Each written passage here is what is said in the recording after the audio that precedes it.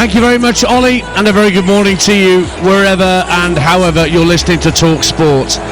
As the Atlas Lions bid to go one better than they did 4 years ago in Qatar, as they start the knockout stages, having to play one more game than they would have done 4 years ago, but the objective is to be the first African nation to reach a World Cup final. And you wouldn't bet against the Atlas Lions doing that, but they are up against a free-scoring Dutch side who have 10 goals to their name so far in this tournament and will be a very tough nut to crack. This is a very appetising round of 32 fixture indeed. The interesting thing with regard to the Dutch, if we go through their team news first, is that it would appear that for the first time in well over 2 years, Ronald Koeman is going to play a back three for the Netherlands rather than the 4-3-3 system that he's become welded to over the years. 31 matches since he's played three at the back, but that is what he's done because he's brought back Mickey van der Ven but kept Nathan Ake in the starting lineup. Crescencio Somerville also returns, so it's Marlon and Reinders that miss out. Here's the Dutch lineup. Barbara Bruggen in goal. The three centre-halves will be Jan-Paul van Hecke, Virgil van Dijk and Nathan Ake. Mickey van der Ven will play as a left wing-back. Denzel Dumfries, more than adept in a right wing-back role. And then three in midfield, Ryan Gravenberch, Frenkie de Jong and the returning Crescencio Somerville. Two up top, Cody Gakpo and 3-goal Brian Brobby. As for Morocco, they rested 1 or 2 in their final group stage game when they beat Haiti by 4-2, but most of the expected names are back, and the man who's off to Bayern Munich, Ismail Saibari, will lead the line for the Moroccans. Here's their lineup. Yassine Bounou, otherwise known as Bono, as the goalkeeper. Achraf Hakimi captains the side and wins his 100th cap for Morocco tonight. Alongside him in the back four, Issa Diop, Chadi Riyad and Nusra Mazraoui. 18-year-old Ayoub Bouadi partners Neil El Ainaoui in the centre of midfield. Then Brahim Diaz, Azzedine Ounahi and Bilal El Kanous will be the three in behind Ismail Saibari, who, like Brobby, has 3 goals to his name at this tournament. The Monterrey Stadium ready for the off. Morocco in all white with red trim. The Dutch in all orange at this very impressive stadium that holds 53,000 in the shadow of the Cerro de la Silla Saddle Hill, about 1,800 metres above sea level, so a pretty rarefied atmosphere for these two teams to contest this round 32 fixture, and the huge cheers will tell you we're underway on Talk Sport. Morocco try and keep the ball in play on this near touchline, but just couldn't quite do that. Bilal El Kanous, and so it's a throw to the Dutch, and I will ask Mickey Gray alongside me just how surprised he is that the Dutch are indeed playing a back three for the first time since March 2024. Yeah, hello everybody, and look, what a stadium, what a backdrop, what a game. It's a big surprise, Dan, I have to say.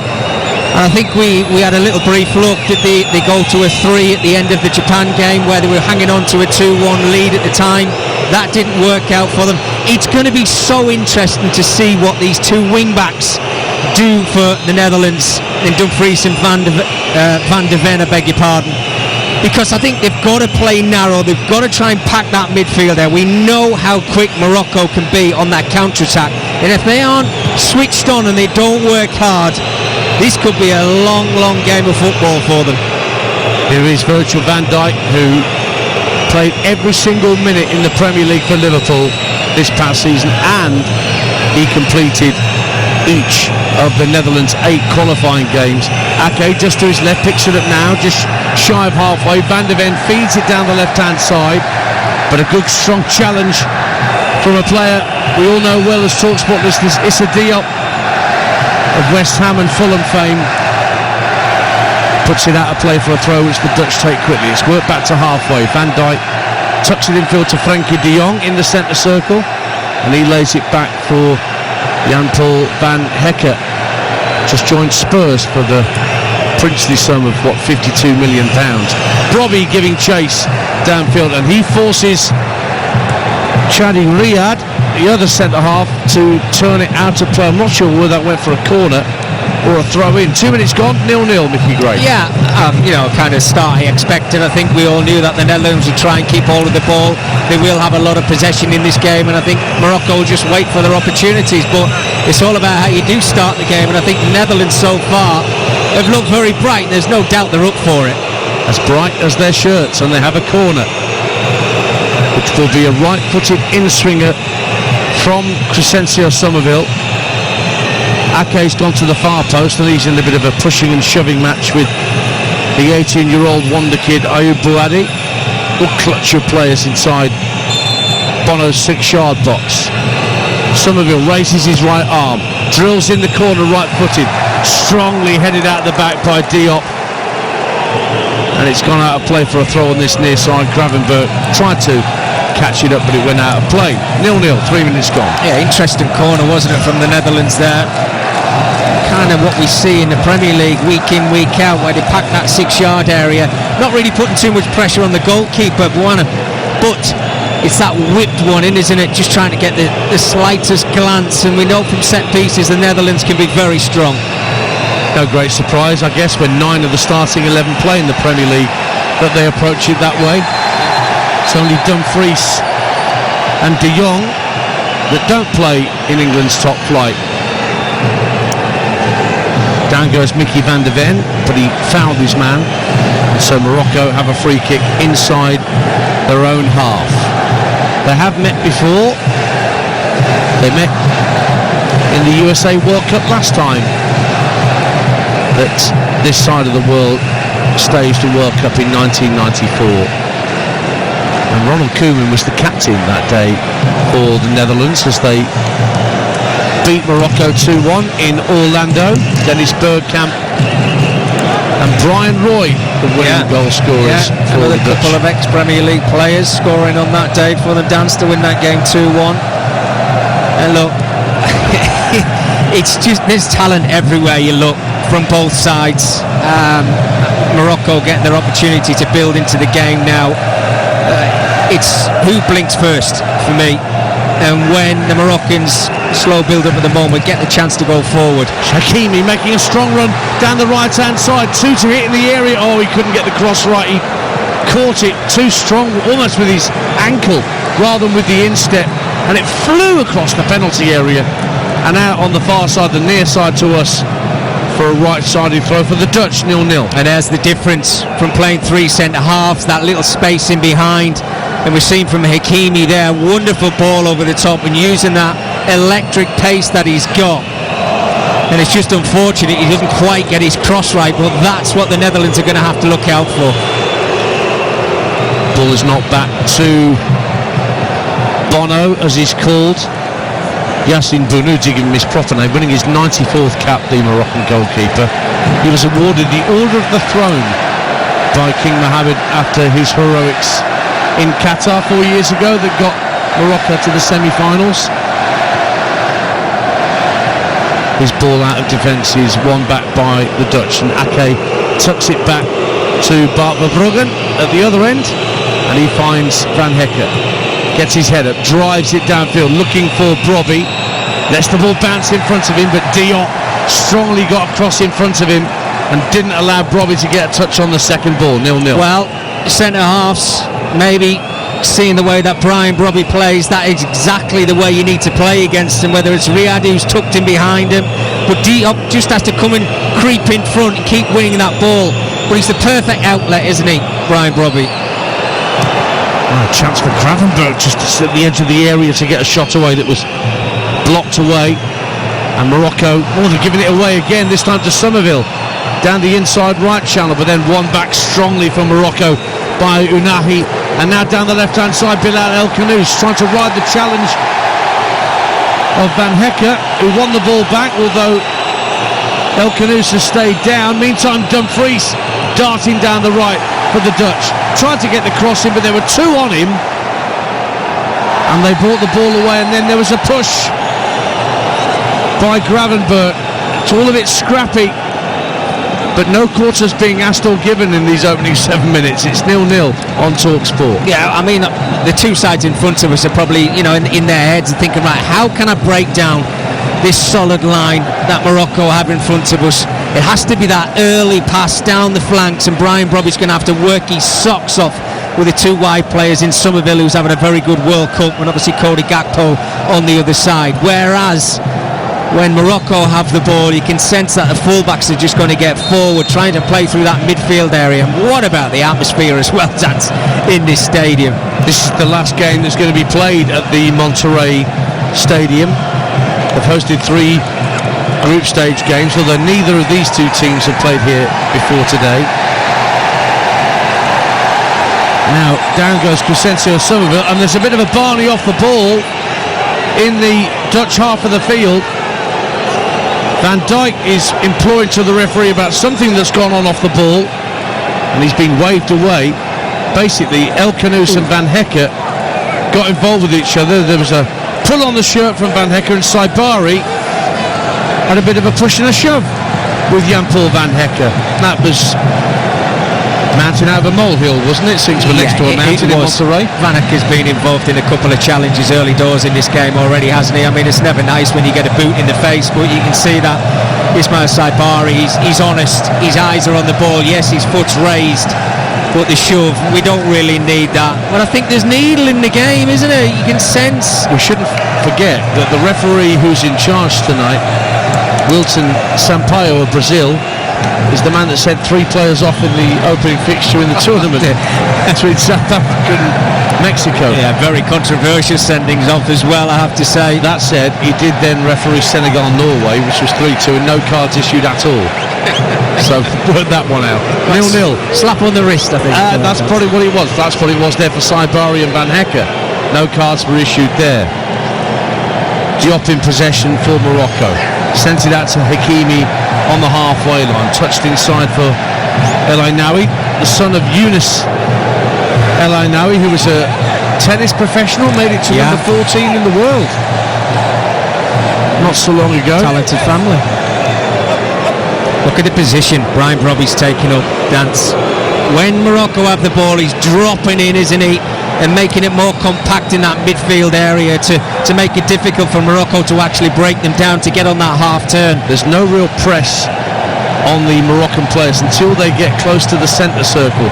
Then the trigger movements are made, and Brobby just goes to try and close down the centre half, Riyad, and it's chipped through the centre circle for the run of Saibari, who's into the area but being well covered by Dumfries, and Saibari pushed him over as he tried to get to the ball. Good covering from Dumfries as a right wing back. He was almost on the left hand side of the penalty area to repel Saibari's run. 10 gone, 0-0. Yeah, it was very good defending from Dumfries there. We've seen already in this tournament, Saibari loves to run in the side of centre halves. He's got the pace and power, and Dumfries had to be disciplined there, saw the danger and sniffed it out. Scored 3 and 3, Ismail Saibari, joining Bayern from PSV for 50 million euros after scoring 43 goals in 2 years for club or for country. Foul on Gravenberch in the centre, or Brobby rather, in the centre circle, gives the Dutch a free kick. Diop again going in strongly against the Sunderland striker. Well, not too sure it was a foul, I have to say. It's just physical. Diop got there quicker than Brian Brobby, who was waiting for the ball to land on his foot, didn't do so. Netherlands 0, Morocco 0. If you're just tuning into World Cup Game Day live on TalkSport in the early hours of Tuesday morning, Nathan Ake, part of the back 3 for the Dutch this evening, chips the ball down the left-hand side of the area, looking for the run of Brobby again, trying to use his physicality, but Shani Riyad did rather well at the back there from Morocco, and it bounces through to the keeper, 0-0. Now Hakimi again's making a lung-busting run down the right-hand side, but Van Dijk, so casual, and just turns away like Hakimi was nowhere near him, and flicks the ball downfield to Van de Ven. Now it's touched across to Jan-Paul Van Hecke. And he will scamper towards the halfway line with the ball at his feet. Now he gets to the halfway line and slides it out to Denzel Dumfries. Right hand side, early cross into the box, but Diop, slightly awkward clearance, but he got it clear all the same. Brought down in midfield by Unahi, and now Mazraoui tucks it back in field. Unahi again, who's quite deep now, gives it back to Riyad in his own penalty area. Diop controls it. They're quite comfortable passing around at the back. Morocco, they certainly don't panic in that instance. Yeah, I mean both sides dance. Average possession for the Netherlands is what, nearly 61%, and I think for Morocco it's nearly 60%, so you're absolutely right, they're both comfortable. It's just when they get into that final third, that's when they spring to life. Another quick ball played downfield, looking for the run of Saibari, but too much club on that from the Moroccan midfield. It bounced twice and over the dead ball line for a Dutch goal kick. The winners of this game will play Canada on Saturday evening, 6 o'clock kickoff UK time. You'll hear that game on TalkSport. England coming up on Wednesday, let's not forget, at tea time against DR Congo.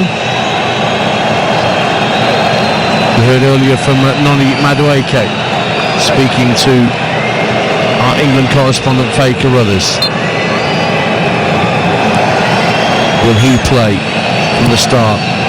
Will Rodgers and Bellingham keep their places in the same starting 11? All will be revealed on Wednesday. Lots more to come before then. 0-0 on TalkSport in Monterrey. And now Brian Brobby is being warned about his conduct by the Brazilian referee, and Mickey Gray's got a furrowed brow. It's just a bit scrappy, isn't it? I think you can see what Netherlands want to do. They've got to try and get that ball up to Brian Brobby, and as I'm speaking, Morocco just give the ball away with no pressure whatsoever. But yeah, the way that Netherlands are set up, Brian Brobby is key to it all. If he doesn't hold the ball up when it's played up to him, then he can't get midfield players around him and running off him. Whereas Morocco, you can see the fullbacks just trying to get overlapping runs in the flanks and use that pace that they have to get that ball into the area. It's a cagey affair. It's intense, it's physical, as we've just seen. Somebody's shirt's already ripped to pieces. That's Chadi Riyad, the left-sided centre-half for Morocco, with a gaping hole in the left-hand side of his number 18 shirt. Back it goes to Verbruggen of Brighton and Hove Albion. His former teammate Van Hecker picks it up, squares the ball back to Virgil van Dijk, who's just taken the game down to walking pace. Then passes up to the halfway line. Gravenberch almost had his pocket picked on that right hand side by Brahim Diaz. And back it goes to Nathan Ake, the left sided of the three centre halves that the Dutch are employing this evening. Van Hecker again will get up towards the halfway line, checks his run.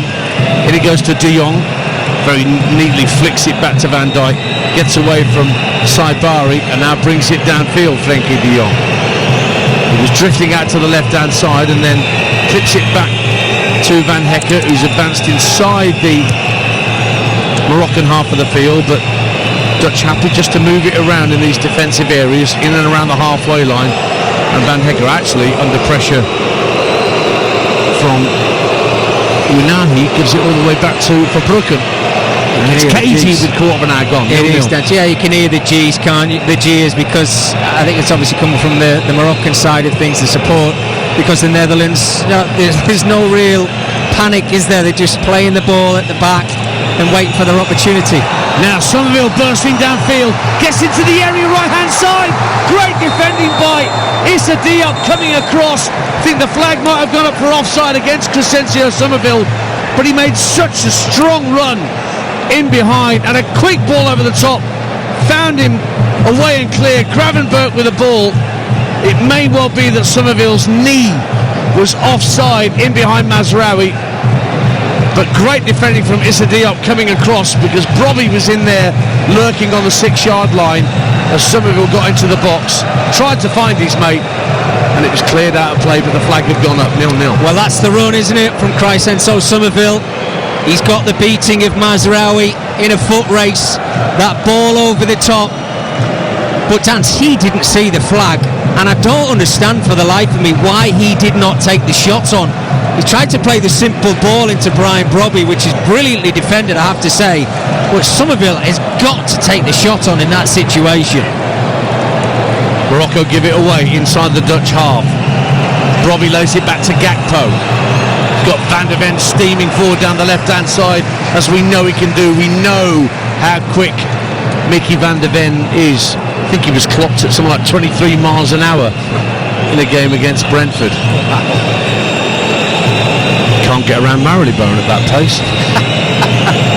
0-0 on TalkSport, 17 minutes gone. Ian Danta and Mickey Gray with you on TalkSport for this intriguing clash between three-time semi-finalist the Netherlands and beaten finalist in 1978 and 2010, and the Moroccans who reached the last four in the very last World Cup in Qatar 4 years ago. Ball chipped forward looking for Brobby, is writhing around in agony at the edge of the area, clutching his right knee, having got into a 50-50 challenge with Shadi Riyad. Yeah, and it's a very physical contest between Brobby and the two Moroccan centre-halves, Mickey. Spot on, you're spot on. And it's not going to change. You know what you get from Brian Brobby, and I think with Diop and Riyad, they're in for a physical battle, but they've been up for it so far in the game. I mean, there was no complaints on this occasion, was there, from Brian Brobby? No look at the referee to say he'd been dragged down. He's just hanging on to his knee a little bit, but how cagey is it until both sides spring into life? Well, I wonder how surprised Morocco were to see this formation from the Dutch, and whether it's affected how they approach things. It's out on the right hand side for Morocco, and it was Rainawi finds Hakimi. Now a run down the right hand side by El Kanous, claims he's won a corner, and that's been given by the Brazilian referee. Bilal El Kanous working very hard down the right hand side. We're seeing him popping up all over the pitch in these early stages of the game. 0-0, corner to Morocco. Yeah, there's that rotation from El Kanous drifting over to that right hand side. Brahim Diaz, we know, has played a 10 already in this World Cup. He will drift inside also, but this is a big chance for Morocco. Hakimi with the corner, right-footed outswinger into the near post. Brilliant save for Bruggen. Diop flying in at the near post. Acrobatic save, comes out to the edge of the area, and the drive over the bar from the youngster Bouadi. But Bartha Bruggen has made a stunning save as the ball came into the near post. Up went the heads, and it was actually the midfielder Neil El Ainawi who got the flick header. Super save from Bartha Bruggen, and it stays 0-0. What a ball, what a header, what a save. Brilliant from Hakimi. And El Ainawi just drifts towards that near post and guides it towards the goal. I think he's half celebrating, but what a save from Bruggen.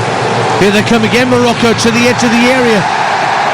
As Brahim Diaz goes down, Saibari squares it for Hakimi. Another brilliant save by Bruggen as Hakimi struck it first time from just outside the area. And Verbruggen flew across to his left and turning behind for a corner. 0-0. Well, it's like they lull you in, isn't it? Morocco with that slow start, and then they just spring to life.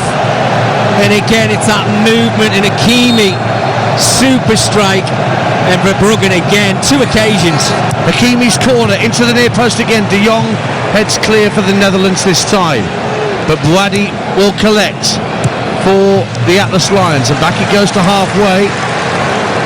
Mazraoui was the last defender, and he'll feed it to Saibari, who can drift down the left-hand side. Not many white shirts in the box at the moment. Saibari lays it back in midfield to Uhabi.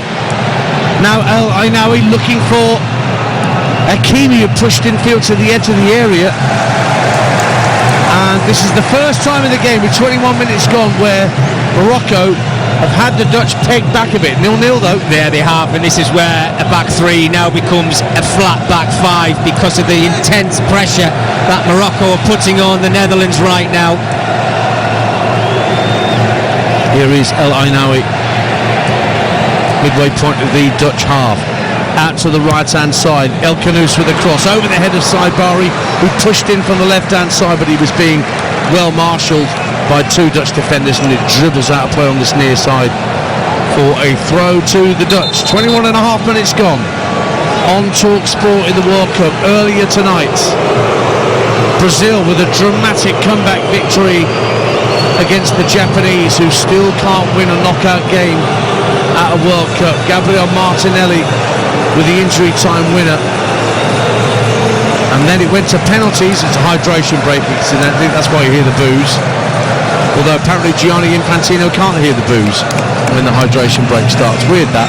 Anyway, Germany-Paraguay went all the way to penalties, and it was a bit of a hit-and-miss penalty shootout, but the Paraguayans got it done, and the Germans have failed at yet another World Cup. And now we're in the first hydration break in Monterrey with a scoreline, Mickey Gray, Netherlands 0, Morocco 0. Yeah, and cagey, exciting, intense.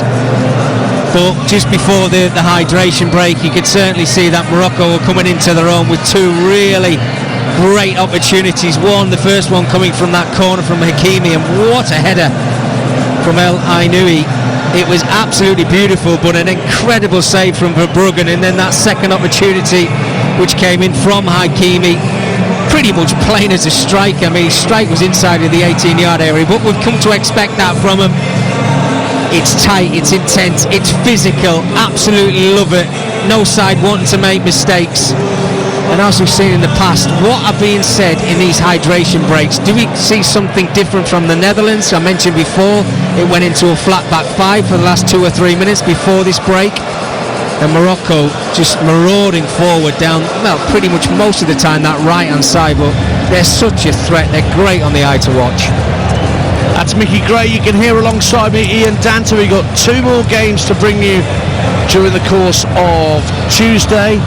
At 6 o'clock tonight, Ivory Coast take on Norway, and then the French against the Swedish at 10 o'clock tonight for the right to face Paraguay.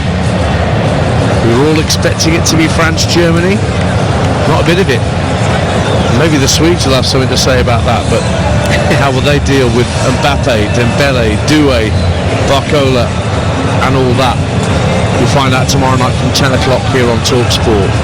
Well, it's Canada waiting, Dance, isn't it, for the winner of this one, and, yes. And how it's opened up, because I think everybody was maybe expecting Germany to be playing against France. I know things haven't happened yet from the France's perspective side of things, but Paraguay now is that side of this knockout stage kind of opening up a little bit. But we talked about the talent, maybe people, I suppose the unexpected is already starting to happen. Well, that's what happened 4 years ago when Morocco beat Spain and got to the semi-finals of the World Cup. That wasn't necessarily on the cards, but as we heard from our African football expert in the hour before kickoff, the new coach of Morocco, who took over from Wali Regragui, he's 49 years of age, Mohamed Wahabi, has a very progressive, forward-thinking style of football that he wants the Moroccans to play. And based on that last 2 or 3 minutes, Mickey, before the hydration break, they certainly show flashes of it there. That's 3 attempts all in a couple of minutes. Yeah, without a doubt, and we will see more of it. And I've got no doubt we're going to see goals in this game with the talent that is on show.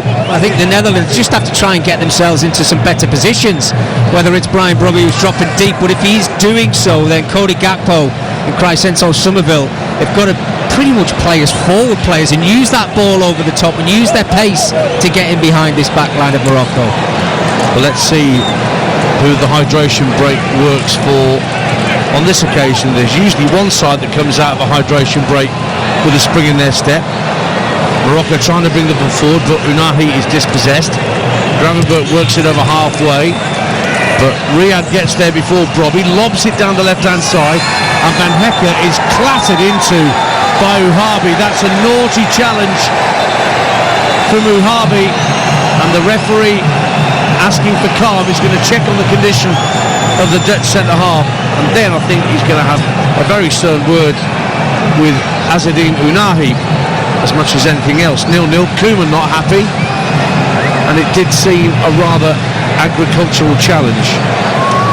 Yeah, Van Hecke's been in the wars here, hasn't he? I think he's taken another one there. He knows exactly what he's doing. Look, he's not even looking at the ball. He's kind of just jumping in towards Van Hecke to maybe put him off, heading it to one of his teammates. And when the shoulder makes contact with Van Hecke's face, you're just wondering whether he's going to get a yellow card. But as you mentioned, he's given the red cards. Maybe he doesn't like giving the yellow cards. I think Unai might have got away with one here. I think it's as you were. That'd be an interesting conversation that Ronald Koeman's having with the fourth official down in the technical area. So yeah, no yellow card issued to Wahabi. And on we go. 27 minutes gone. Netherlands 0, Morocco 0. Here's Somerville on halfway. Tucks it in field for the Dutch, looking for the run of Gravenberg. But instead it's the 18-year-old who gives it away there. Bouadi just passing it blind across the halfway line, and Van der Ven got onto it, but his first touch was too heavy, and the Moroccans have it back with Mazraoui. Now Unahi, good ball down the left-hand side. El Khanous, early cross, flying it over the head of Saibari, and Hakimi, who was coming in on the right-hand side of the area, couldn't control it and get it into his path, and instead it goes out on the far side for a Dutch throw. 0-0. Just going through the gears, aren't they, Morocco? Two full-backs bursting forward whenever they get the chance. The little nutmeg there from El Nawi in that midfield area. Beautiful ball into the area from El Khanous, just looking for one of his teammates. And that's the question I'd be asking as a full-back. I'll put a great ball into the box. Who's getting on the end of them? Well, only Saibari was in the box for that cross. But as you said, it was beautifully delivered, Nicky, on the run. Swirling in left-footed. Just a little too high for Saibari. Now a foul by Saibari. He must be getting close to a yellow card on the totting up procedure, because he's just given away another free kick on halfway, 0-0. Yeah, Piero Sampaoli, the referee, I think he's got to get a grip of this game. He said he's stalled out with some of the challenges we've seen already in the game, and he's letting it flow, which is great. I love to see that. But players will take advantage of that, and I think on a couple of occasions we might have just went over the borderline on that dance. Do you think he'd have waved away Nigel de Jong's foot in the chest of the Spanish player back in the 2010 final? Based on what we've seen here. He might have got an orange for that one. Might give him a free kick to the Dutch. Yeah, that's true. 0-0 on Talk Sports. We approach the half-hour mark. Cagey, but the Moroccans had a flash of 3 chances in the space of a minute, forcing 2 brilliant saves from Barbara Bruggen. One a header from a corner, and the other a snapshot from the man winning his 100th cap for Morocco tonight, Achraf Hakimi. As the Dutch try a diagonal ball to pick out Cody Gakpo. We've seen very little of the ball, Gakpo, in this opening half an hour, but it just drifts out of play for a Moroccan throw in their right back spot. 0-0. He spent the first 28 minutes defending. Cody Gakpo helping out defensively, and Virgil van Dijk just trying to pick him out with that diagonal. I think he'd like to try it again, Van Dijk, because I think it's a ball that will work.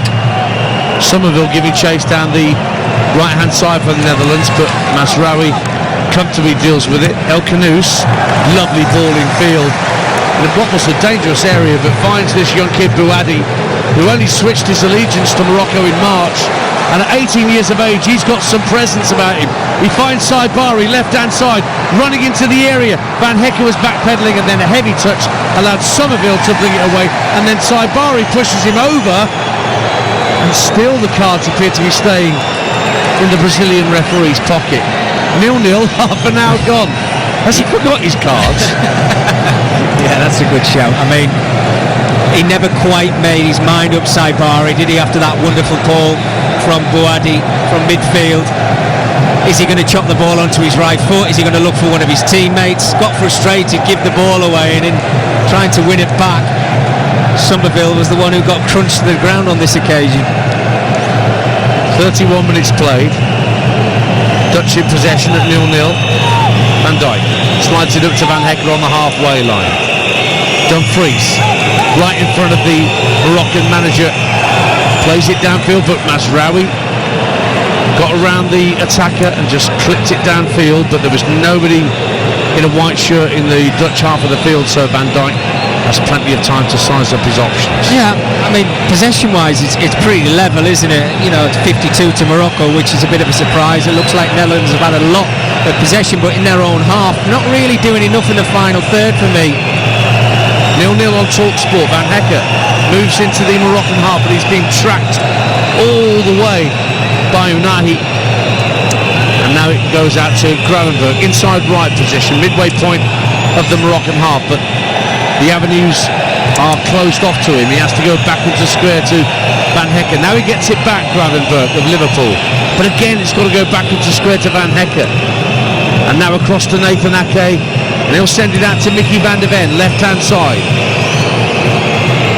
And then it goes infield to Frenkie de Jong. Look, clip ball for Van Hekke there, inching their way down the field, the Netherlands. Now goes out to Denzel Dumfries, right hand side. But again, he's got to go backwards. He couldn't see a through ball into the area quite yet. Now Somerville trying to pick it up right hand side of the area, but it's won back by the Netherlands. It was an offside flag up against the Dutch player. Anyway, you heard the trills of the referee's whistle.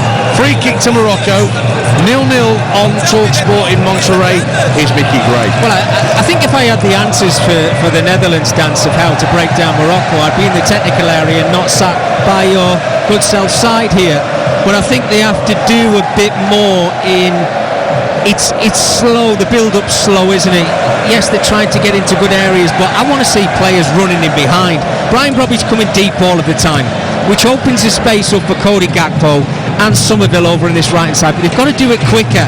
Dion's a wonderful footballer and wants to keep it nice and neat and tidy, but somebody's got to take the risk in playing that long ball.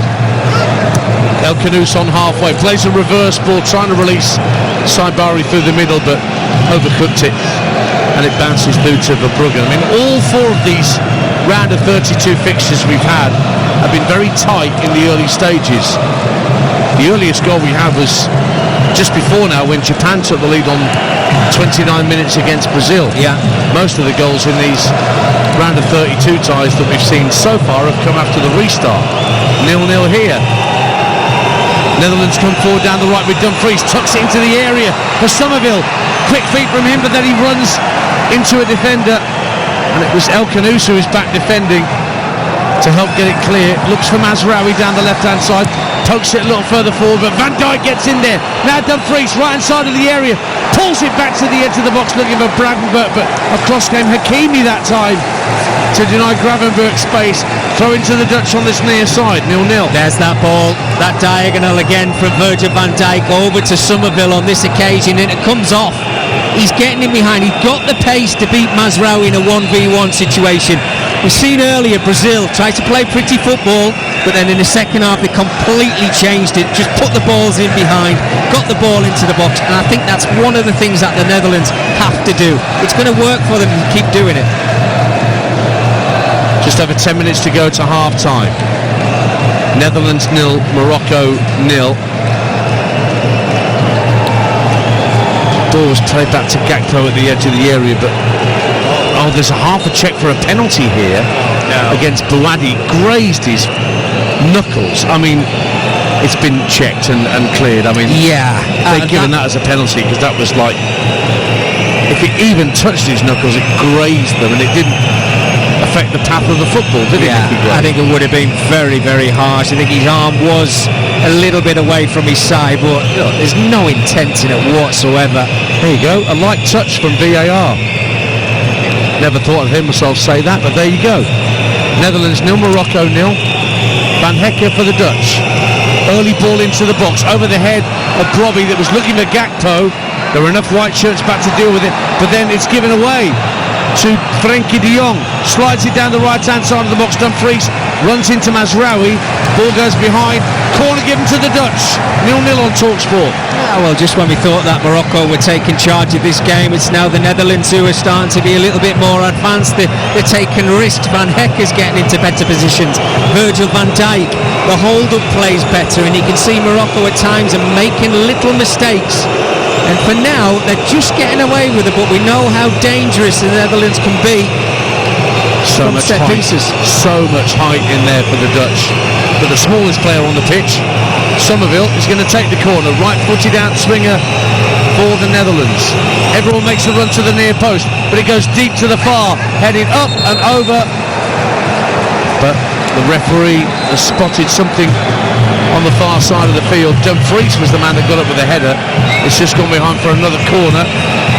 Took a touch off a Moroccan head over the bar, so Somerville will have another go from this near side, Mickey Gray. Yeah, good ploy. I think it was Mazraoui with the little touch that made us go out for the second corner. 0-0. 8 minutes plus added time to half-time on TalkSport. Somerville clips the ball again to the far post, just over the head of Van Dijk, who couldn't get the touch. It was headed clear by Riyad, I think, at the back. De Jong picks it up, the last man for the Netherlands, just past the centre circle. That's a twist and turn away from Saibari, who nearly took the ball off his toe, and it's worked all the way back. And Van Hecke's, he's drawing blood from just the top of his head. I don't know what's caused that, but Jan-Paul Van Hecke is just on his haunches, and you can clearly see blood matting his blonde hair at the front. Something or someone has caught him, and Ruud van Nistelrooy in conversation with Ronald Koeman whilst Van Hecke gets some treatment, and he'll need some strapping because that is a lot of blood. 37 minutes gone, 0-0. Yeah, it maybe looks a little bit worse, Dance, because, you know, it's obviously seeping through his blonde locks, but I think it's Mazraoui's boot actually scrapes on the front of Van Hecke's head. Doesn't really know too much about it, Mazraoui, I have to say, because Van Hecke is falling to the ground. Intentional there, no. No, absolutely not, but, you know, he's going to have to leave the field. Netherlands will be down to 10 men for a period of time until he gets that either stitched up or strapped up. But they don't look comfortable, Morocco, do they? From corners, defending corners. The previous corner, Virgil van Dijk was at the far post. It looked like he ducked. Whether he's had a shout from Dumfries, who was the player who was behind him, to say he was going to make contact with that header. But Virgil van Dijk looked in a much better position to make contact, whether he's going to head it towards goal and back across the 6-yard area. Still in a delay here as Van Hecke is still receiving treatment on the pitch with all the blood that's matted the front of his blonde hair. So 6 minutes plus added time to half-time, Mickey Gray. Has Ronald Koeman been right to change the system to this three at the back that you've seen?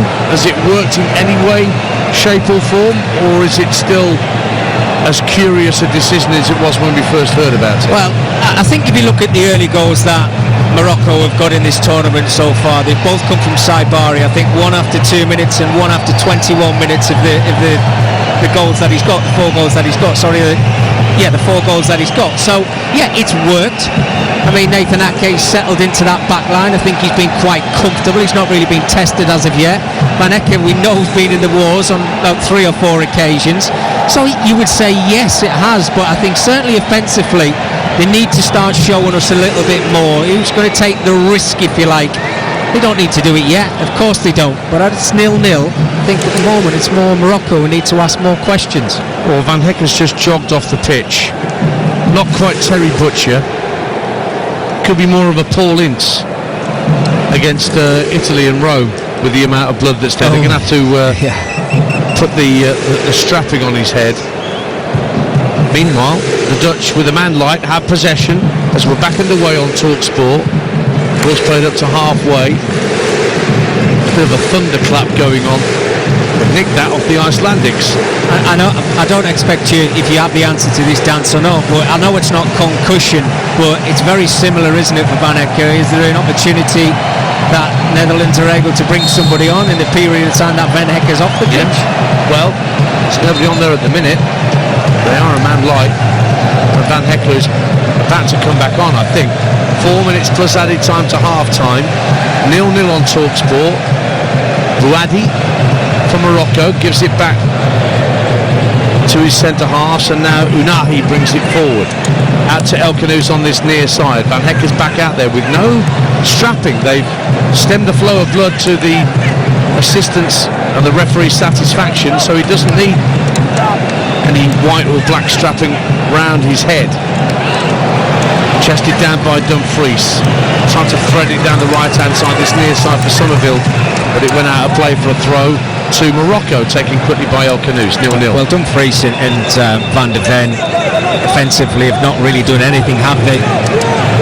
They're defending for their lives, and when they do get the opportunity to play out from the back, the quality just hasn't been there. It's been really poor from Dumfries, giving the ball away 2 or 3 occasions because he's got nothing to aim for. And arguably, Dumfries knows the role that he's been asked to play tonight better than anybody else in this Dutch lineup. Yeah. As a right wing back, Absolutely. perfectly adept in that in his club football. Here's El Ainaoui out to the right hand side. Heavy touch for Unahi. Diaz didn't keep it in play, and it's Hakimi in actual fact that couldn't keep it in, so the Dutch have a throw shy of the halfway line. Netherlands 0, Morocco 0. Had that flash of Moroccan chances, but the Dutch haven't really forced a gilt-edged chance of their own. Somerville appeared to be through at one point, elected to try and find his teammate probably in the area. He was offside.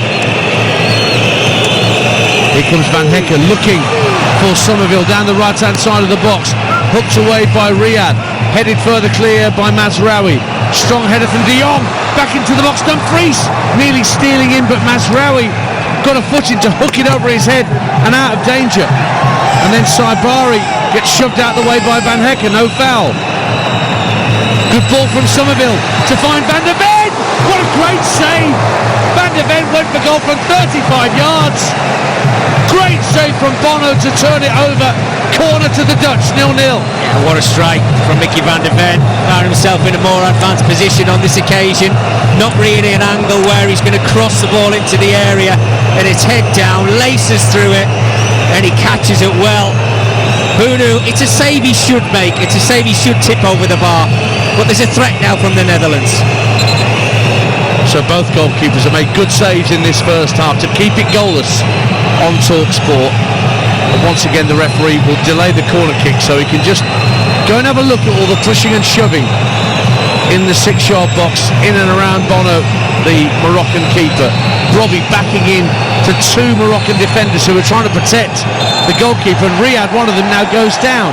Comical, absolutely comical. I think we could have read that script before that one happened, Dance, couldn't we? Look, it's the Netherlands, as you mentioned there before, a lot of Premier League players in this starting 11, and we're seeing Premier League corners from the Netherlands right now. In it comes to the near post. Bono tries to get a punch on it, and he was being fouled, says the Brazilian referee, who may not have issued any cards, but he is no nonsense, isn't he? Free kick to Morocco, 0-0. I mean, he's in the right place, isn't he, the ref? Blew his whistle very early. You can see Bunu's made there's contact with him there from Dumfries. He does really well, I have to say, the keeper, just to get a fist on it, but the referee's right in to blow his whistle to say, no, I'm not having any of that. Approaching the 45-minute mark, we're about to find out how many minutes are going to be added on at the end of this first half on TalkSport. 0-0 between these two very strong teams who are as evenly matched in many respects as the scoreline will suggest. 6 minutes is what we're into in terms of added time at the end of this first period.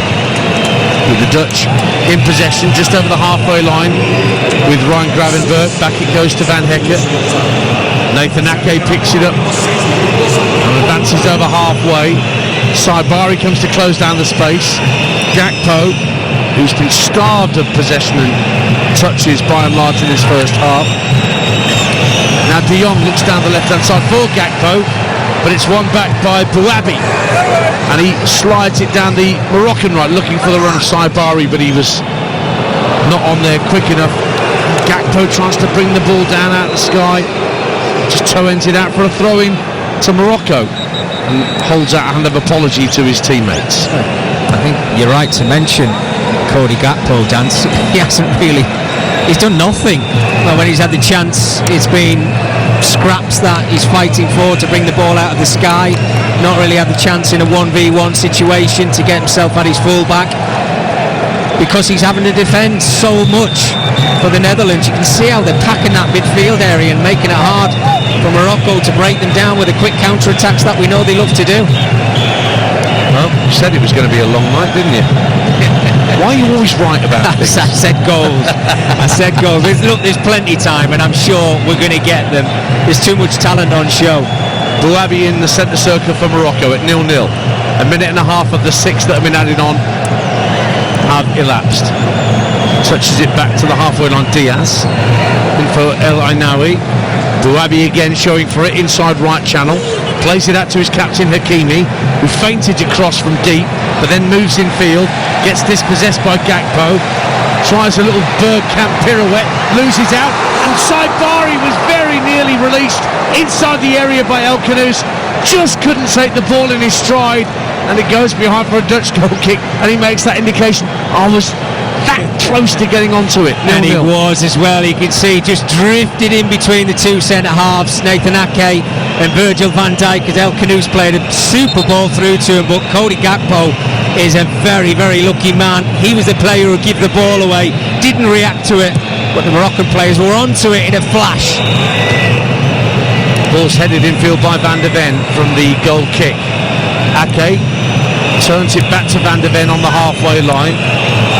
Now De Jong, fleet of foot, clever central midfielder. Oh, Morocco win it back. They got 3-on-3 for a moment. El Ainaoui, he's clattered into by Van Hecke. Referee waves play on. They're going forward, Morocco, in a right-footed shot. Flashed over the bar by Unahi. And only now will the referee go back and at least talk to Jan-Paul Van Hecke, possibly book him for the foul in the build-up, but that's another close call for the Dutch at the back. As the final shot from Unahi flashed over the crossbar, 0-0. Well, I can only imagine that Van Hecke's made contact with the ball here, Danton. I think he has. It's a wonderful tackle.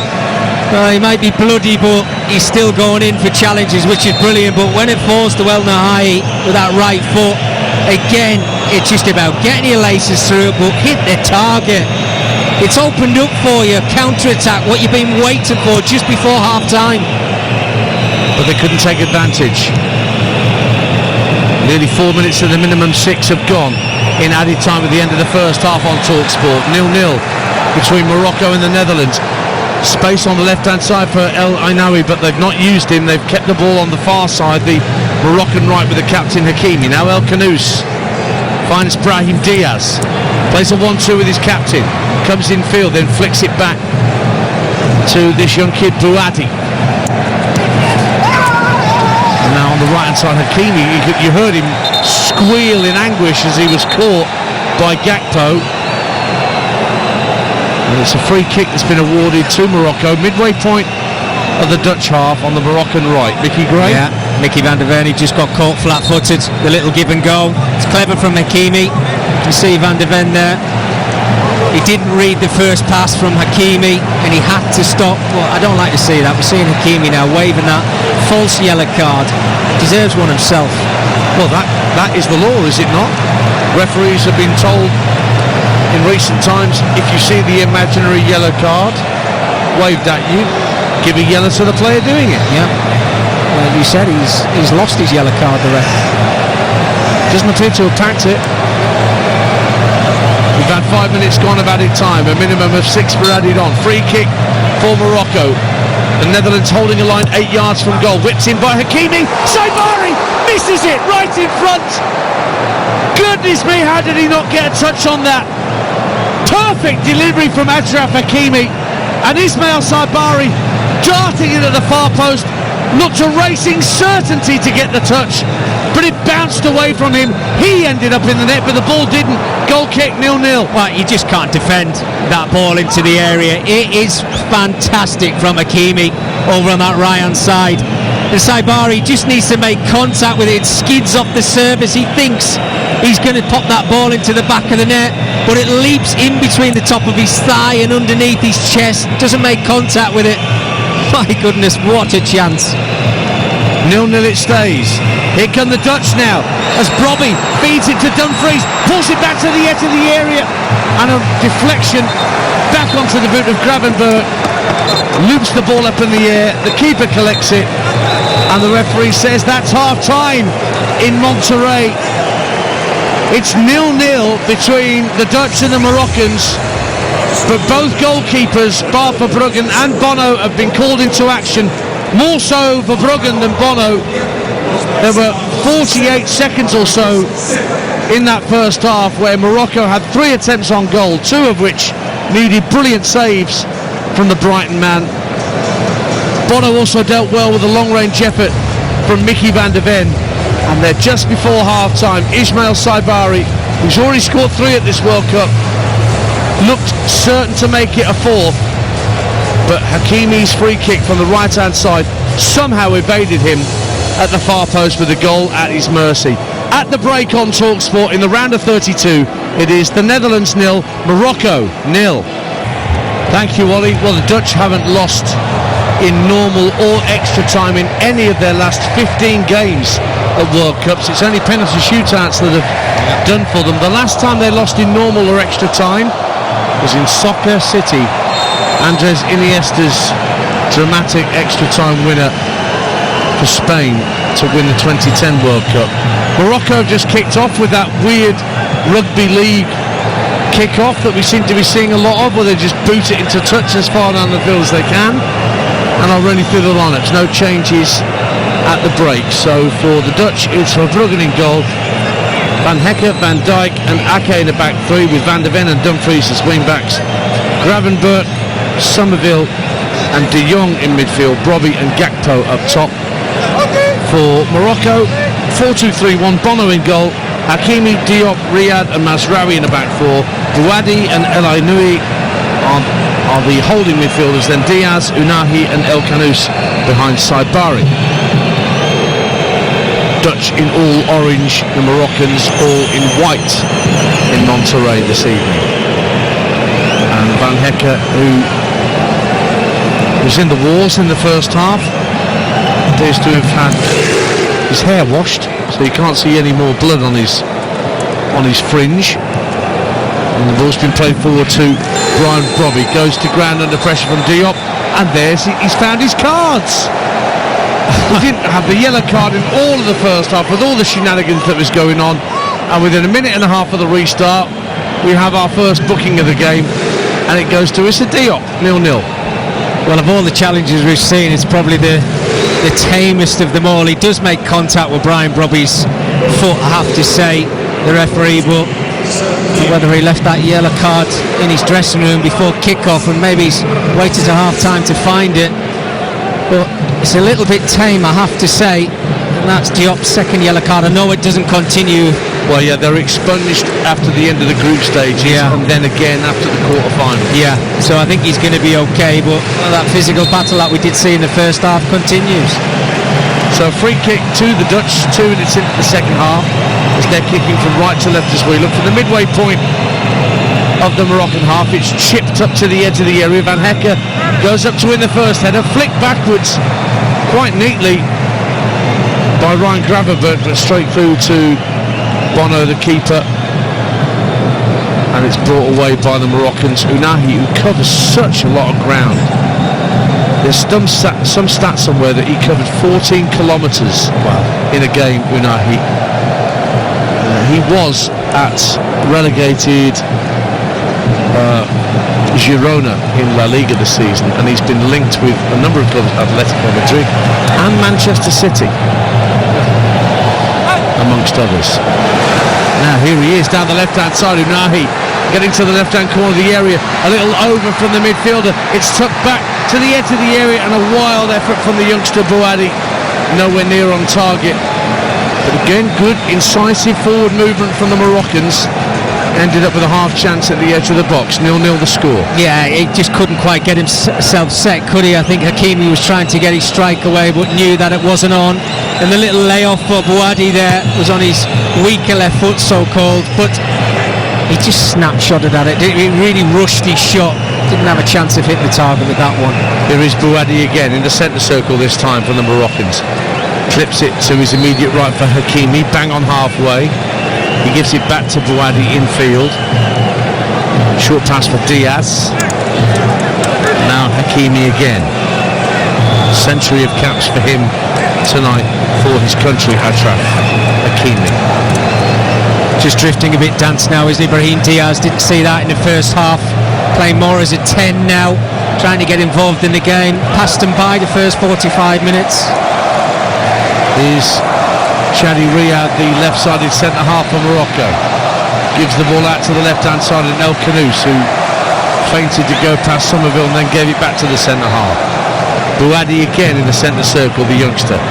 Square ball across to his right for Issa Diop. Nearly 5 minutes gone in the second half. Still goalless in Monterrey on TalkSport between the Netherlands and Morocco.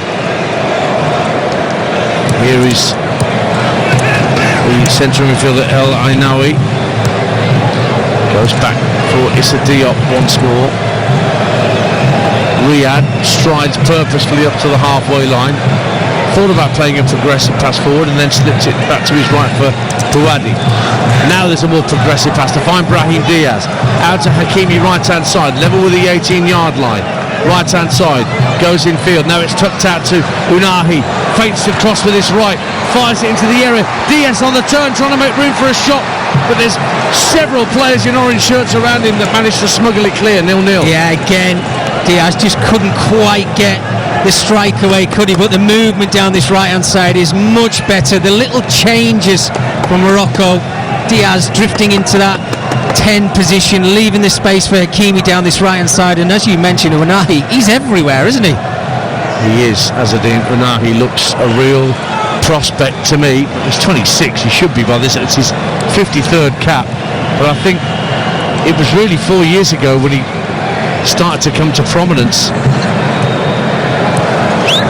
And his energy levels are extraordinary. 0-0 though, 5 gone in the second half. Here's Bilal El Khanous topping up on the Moroccan right. Diaz has to run back to halfway. He's being pressurised by Gakpo. And then Unahi tried to thread a ball down to the right-hand corner of the area. Brobby heads it down for Gravenberch, but the white shirts have won it back. A lot of Moroccan possession in these early minutes of the second half. Ball threaded through for Hakimi, whose shot is beaten away by Verbruggen, who did that hit the woodwork on its way over the bar. Just a simple ball threaded down the right-hand side of the box, and the Moroccan skipper was in Mickey Gray. Yeah, and he's timed his run perfectly as well. Looks like he's in an onside position, I beg your pardon, but yeah, rattles off that crossbar. Whether or not Verbruggen actually saw a flag go up, I'm not quite sure about that, but Hakimi has come very, very close. You can just see as he gets his strike away there, just bobbles in front of him. Whether that's helped or hindered, I'm not quite sure, but they look more of a threat, Morocco. They're the side that are taking more risks and they're getting their just rewards. So the question persists with 7 minutes gone in the second half and still at 0-0. How long does Ronald Koeman persist with this formation he's not used for 31 games, i.e. 3 at the back or 5 at the back, depending on your point of view? Yeah, and I'm trying to see if there's been any changes really from the positions from the Netherlands. Now, what I would like to see is, I'd like to see the two wide players in Somerville and Gakpo playing a little bit closer to Brian Brobby and just helping them out a little bit, giving them an outlet ball. But that'll all be down to the two wing backs of the Netherlands who need to play more. Here comes Gakpo in the centre of the Moroccan half, but his ball to the left is gobbled up by Hakimi, but one back by Somerville, and he goes down at the edge of the area. No foul, says the referee, and then Bouhaddi is fouled by Van der Ven, and he gets penalised. Free kick to Morocco, 53 minutes gone on TalkSport. Still 0-0, still intriguing. Well, just seeing Somerville here, I mean, has he got a right to go to ground here? Hakimi's the one who makes a little bit of contact with him, but again, we're seeing, I think that's a foul, you know. I really do. Hakimi's coming back. He's the player who's given the ball away, and it's Somerville who picks it up. Once he's felt contact when he's trying to drive towards the edge of the 18-yard area, he's gone to ground for a reason, looks at the referee, waves it by, but we've seen it throughout this game. Just wants the game to flow. 0-0. And 5 of the 10 shots that have come in tonight have been from defenders. 2 from Hakimi, like that one that just thundered against the woodwork. 2 from Van der Ven, and Dumfries has had a go as well.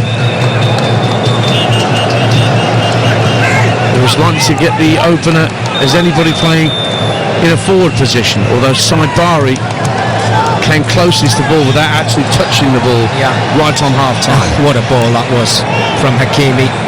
Absolutely sensational. Just needed contact. Here's Brahim Diaz down the inside right position. Feeds Unahi on the right wing, level with the 18-yard line. Again, feints to cross, but just gives it back to Diaz. Unahi trying to find Diaz again with the ball in field. The Dutch have won it back. Somerville flicks it away from one man and away from a second. He's caught as he released the ball out to Cody Gakpo. Referee says play on. Gakpo drifts in field from the left-hand touchline, chips it into the area but over the dead ball line and ahead of Brobby and Gravenberg, who are running into the area. Goal kick Morocco, 0-0. How well does Crysenso Somerville do? Oh, the little flick over two Moroccan players to work the magic down the left-hand side to free up Cody Gakpo. And as you see on many occasions, Gakpo chopping in on that right foot. Yeah, probably a little bit too far out to take a shot on. Ball over the top, gets Hakimi in behind for Morocco. What a challenge from Mickey van der Ven, because Hakimi looked favourite to pull the trigger inside the box, but the Spurs defender used his renowned pace to get around and get the left-footed challenge in. And now at the other end, here's Brobby, but the offside flag has gone up against the Sunderland man, Mickey Gray. Talk to me about Mickey van der Ven. Well, how many times did we see it in a Tottenham shirt? Not just last season, but his pace helping him out of trouble that they find themselves in, because on this occasion Morocco getting behind with that straight through ball into Hakimi, who looks like he's just going to slot the ball into the back of the net, but that telescope, if you like, from Van der Ven just scoops around to win the ball. It's a superb challenge, as good as a goal, Dance, it really is. As I mentioned, back in January 24, Mickey van der Ven was clocked at 23.23 miles per hour against Brentford.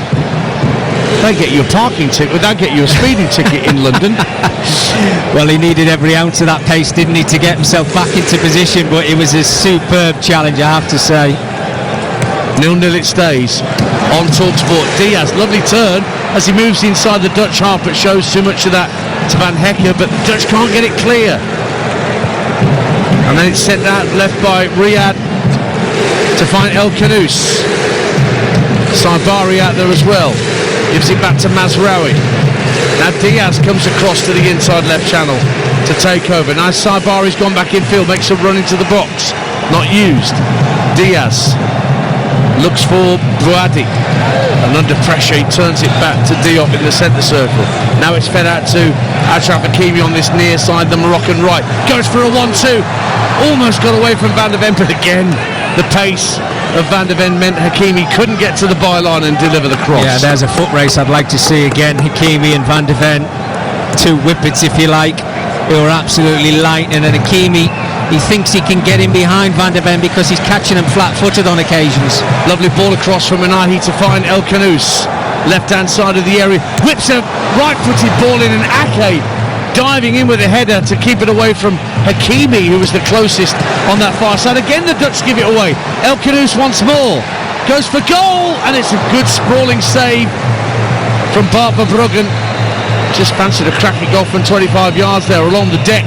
Did Bilal El Khanous, but Verbruggen equal to it. 0-0 on TalkSport. Well, I think Ronald Koeman has to do something here, because his side are on the back foot. They can't get out of their own half. Morocco keep winning the ball up high and creating opportunities, and it's a matter of time, you feel, before they get that ball into the back of the Netherlands net. But this game is just so intense, as I mentioned in the first half. Somerville, great skill on halfway, works it out to the left wing in Cody Gakpo. Two Moroccan defenders for company. Gakpo lofts it up to the far post. Mazraoui heads clear, chested down at the edge of the area by Gravenberg, and his shot hit a Moroccan defender. They can't clear it though. Gravenberg has it back, has to tuck it back into midfield for Van Hecke. Working really hard on that far side, Ryan Gravenberg, but in the end couldn't keep the ball in play. To throw into Morocco, and more frustration for Ronald Koeman and his team as it stays 0-0 on TalkSport. Yeah, two massive legends of the game in Van Nistelrooy and Ronald Koeman there need to get their heads together and and try and figure something out of what they need to do.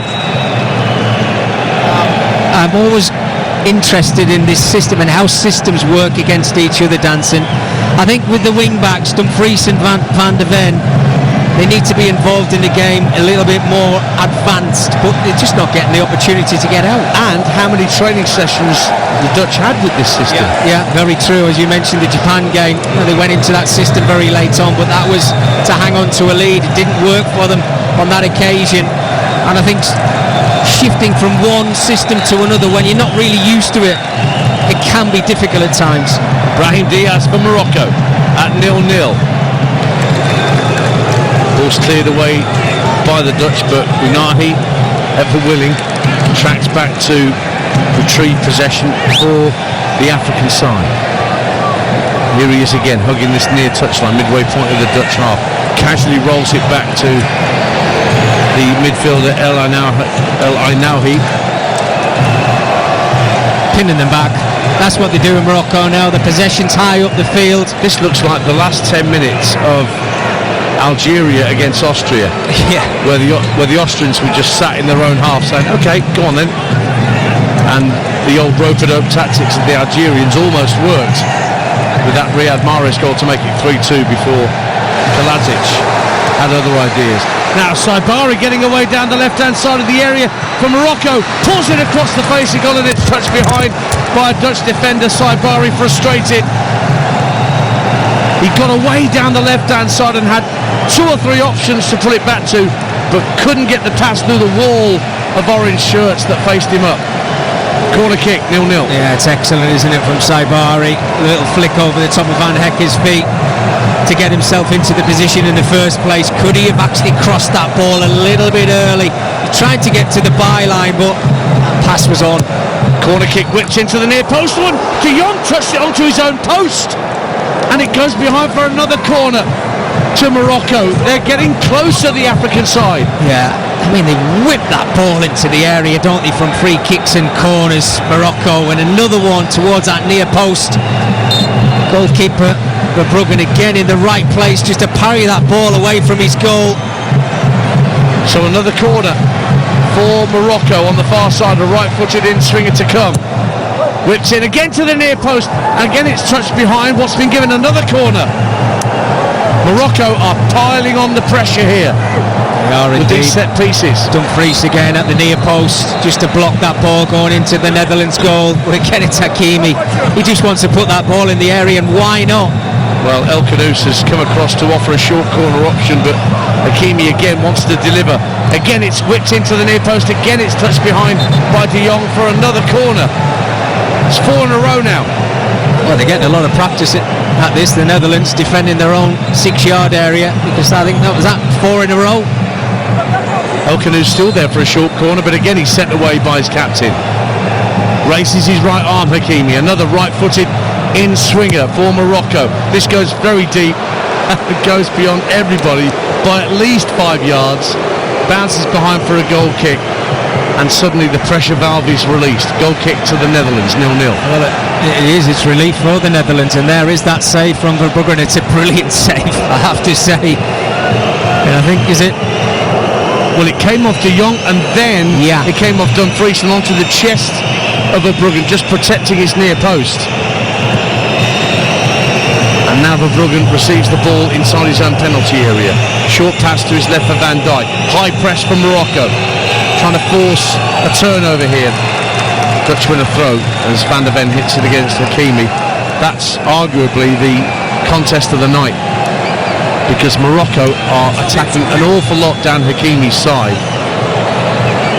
But Van de Ven has put in one of the tackles of the World Cup to prevent Hakimi, who looked for all the world that he was clean through to try and open the scoring. It was blocked. Now Somerville sprinting away from Mazraoui.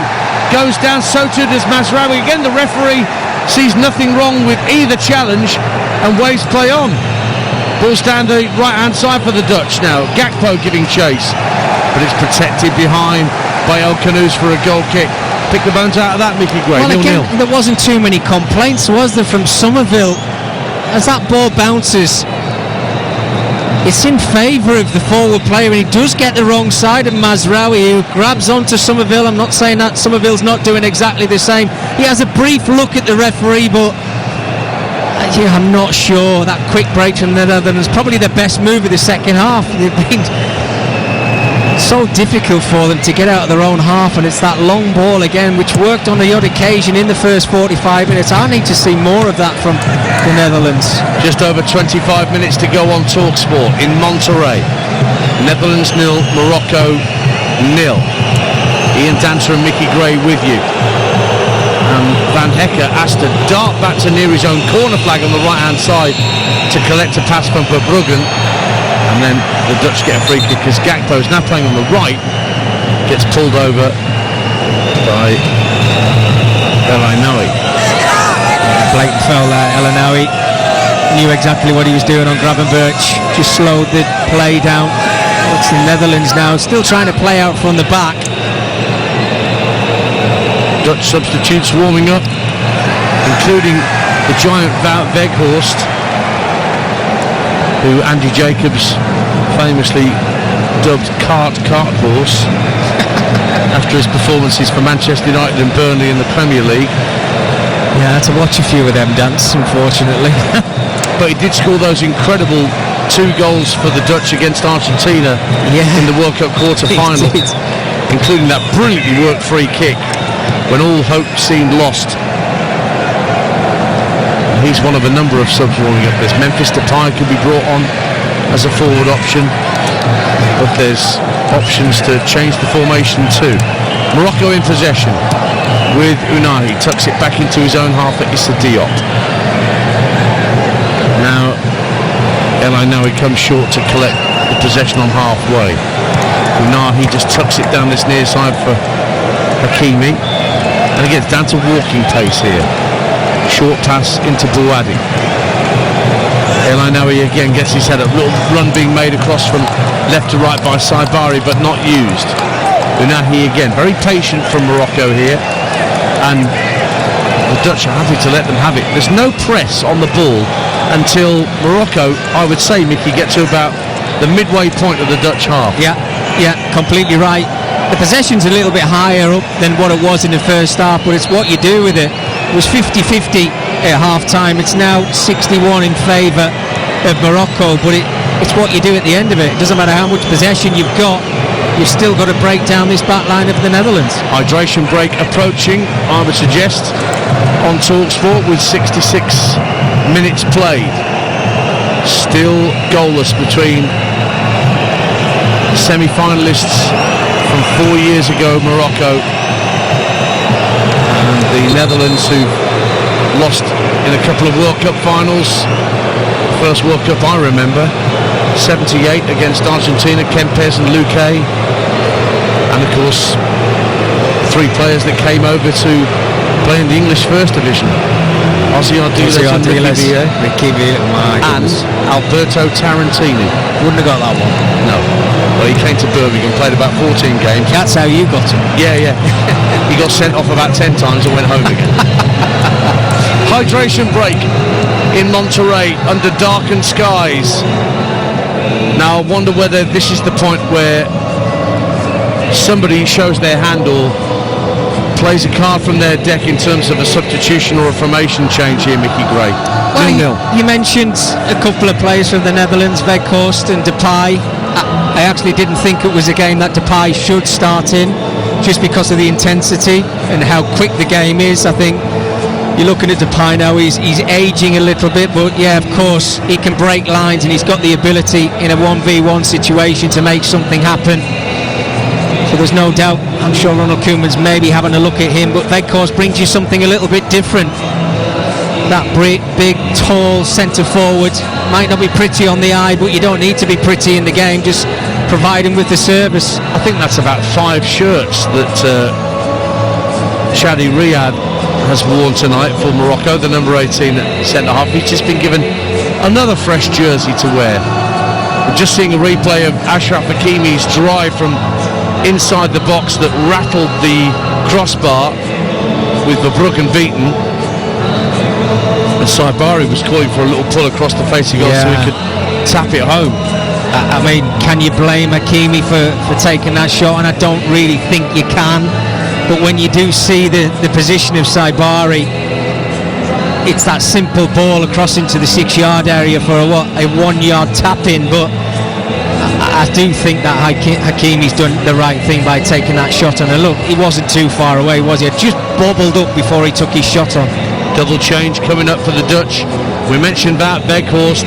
He's getting final instructions along with Teun Koopmeiners, who's been in and out of the Juventus team this season. He won the Europa League when he was an Atalanta player a couple of years before.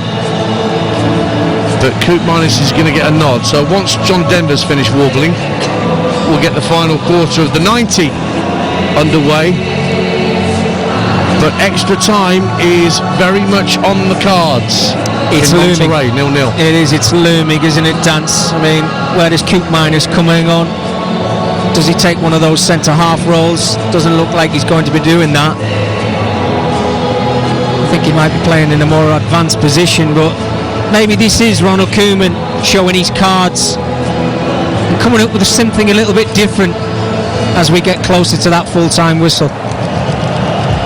So the hydration break is pretty much done. So before we get back underway, these two Dutch substitutions, and it's Ake and Brobby who were coming off because they're both stood by the touchline just ready to walk. And so that backs up what you were saying there, Mickey Gray, that it's going to be a change of system. They're going to go back to a 4. Koopmeiners will go into midfield with Gravenberch and De Jong. And then Weghorst goes in between Somerville and Gakpo up top. Well, this is going to be interesting, isn't it? As you settled into a system and you played 70 minutes of it so far, to change to a 4 is an interesting one from Ronald Koeman, but needs must at times. He wants to try and see out this game after 90 minutes inside the Netherlands if he possibly can. And we're at that point where both sides really might be thinking, let's take a risk and let's win this football match. Well, Saibari making a strong run down the inside left channel, but it's good defending from Van Hekken to get it back to his keeper. Weghorst gets a flick on, Somerville's onto it, up to the edge of the area. The defender in his back, but Gakpo drives it home, and the Dutch lead. He's been hurt in the act of scoring, but Cody Gakpo, who had a quiet first half, suddenly latches onto it after Somerville and Mazraoui had gone to ground. Gakpo ran onto the loose ball and slammed it home for his first goal, his third goal of this World Cup, and his first tonight, and it breaks the deadlock with 18 minutes to go. It's the Netherlands 1, Morocco 0. Well, they say you have to be brave at times for your side, and that's exactly what Cody Gakpo has done. It's brilliant from Crysenso Somerville, yet again getting the wrong side of this Moroccan backline in his 1v1 battle with Mazraoui. He gets the better of that, and Cody Gakpo just backs him up and he takes a chance, and as that ball falls to him, he's brave, he gets his laces through it, he keeps his head down, and the ball finds its way into the back of the net. That long ball has been the threat for the Netherlands, and it works for them yet again. Super pace, Somerville does brilliantly, and Gakpo, that is absolutely fantastic. What a finish, what a move. Crysencio Somerville's going to ground at the edge of the area, but he still has the presence of mind whilst he's sprawling on the deck to square the ball to his left for the run of Gakpo, and a really unerring finish to slam it underneath the goalkeeper Bono.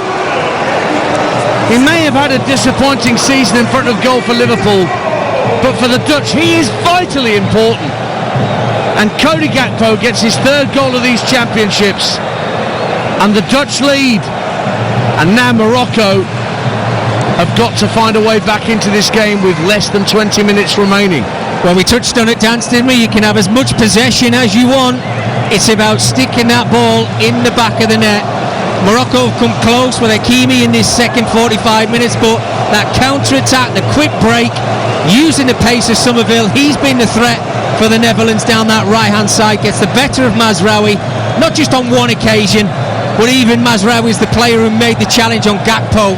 Could have actually, if it hadn't found its way into the back of the net, maybe it'd been a penalty, because Mazraoui, it was a nasty challenge, wasn't it, on Gakpo? But Gakpo, very brave. And credit the flick-on header. It started it all from Wout Weghorst. Yeah. From the clearance downfield, his first involvement, and Somerville sprinted in behind, and it's the Netherlands 1, Morocco 0. There is a change being readied by Morocco, and as Salah Eddin is being prepared to come on. He's a left back really, so not sure what that's doing to the system, whether it's going to be a straight swap on the left hand side. Here is Unahi, who's been fouled in the centre of the Dutch half by Frenkie de Jong.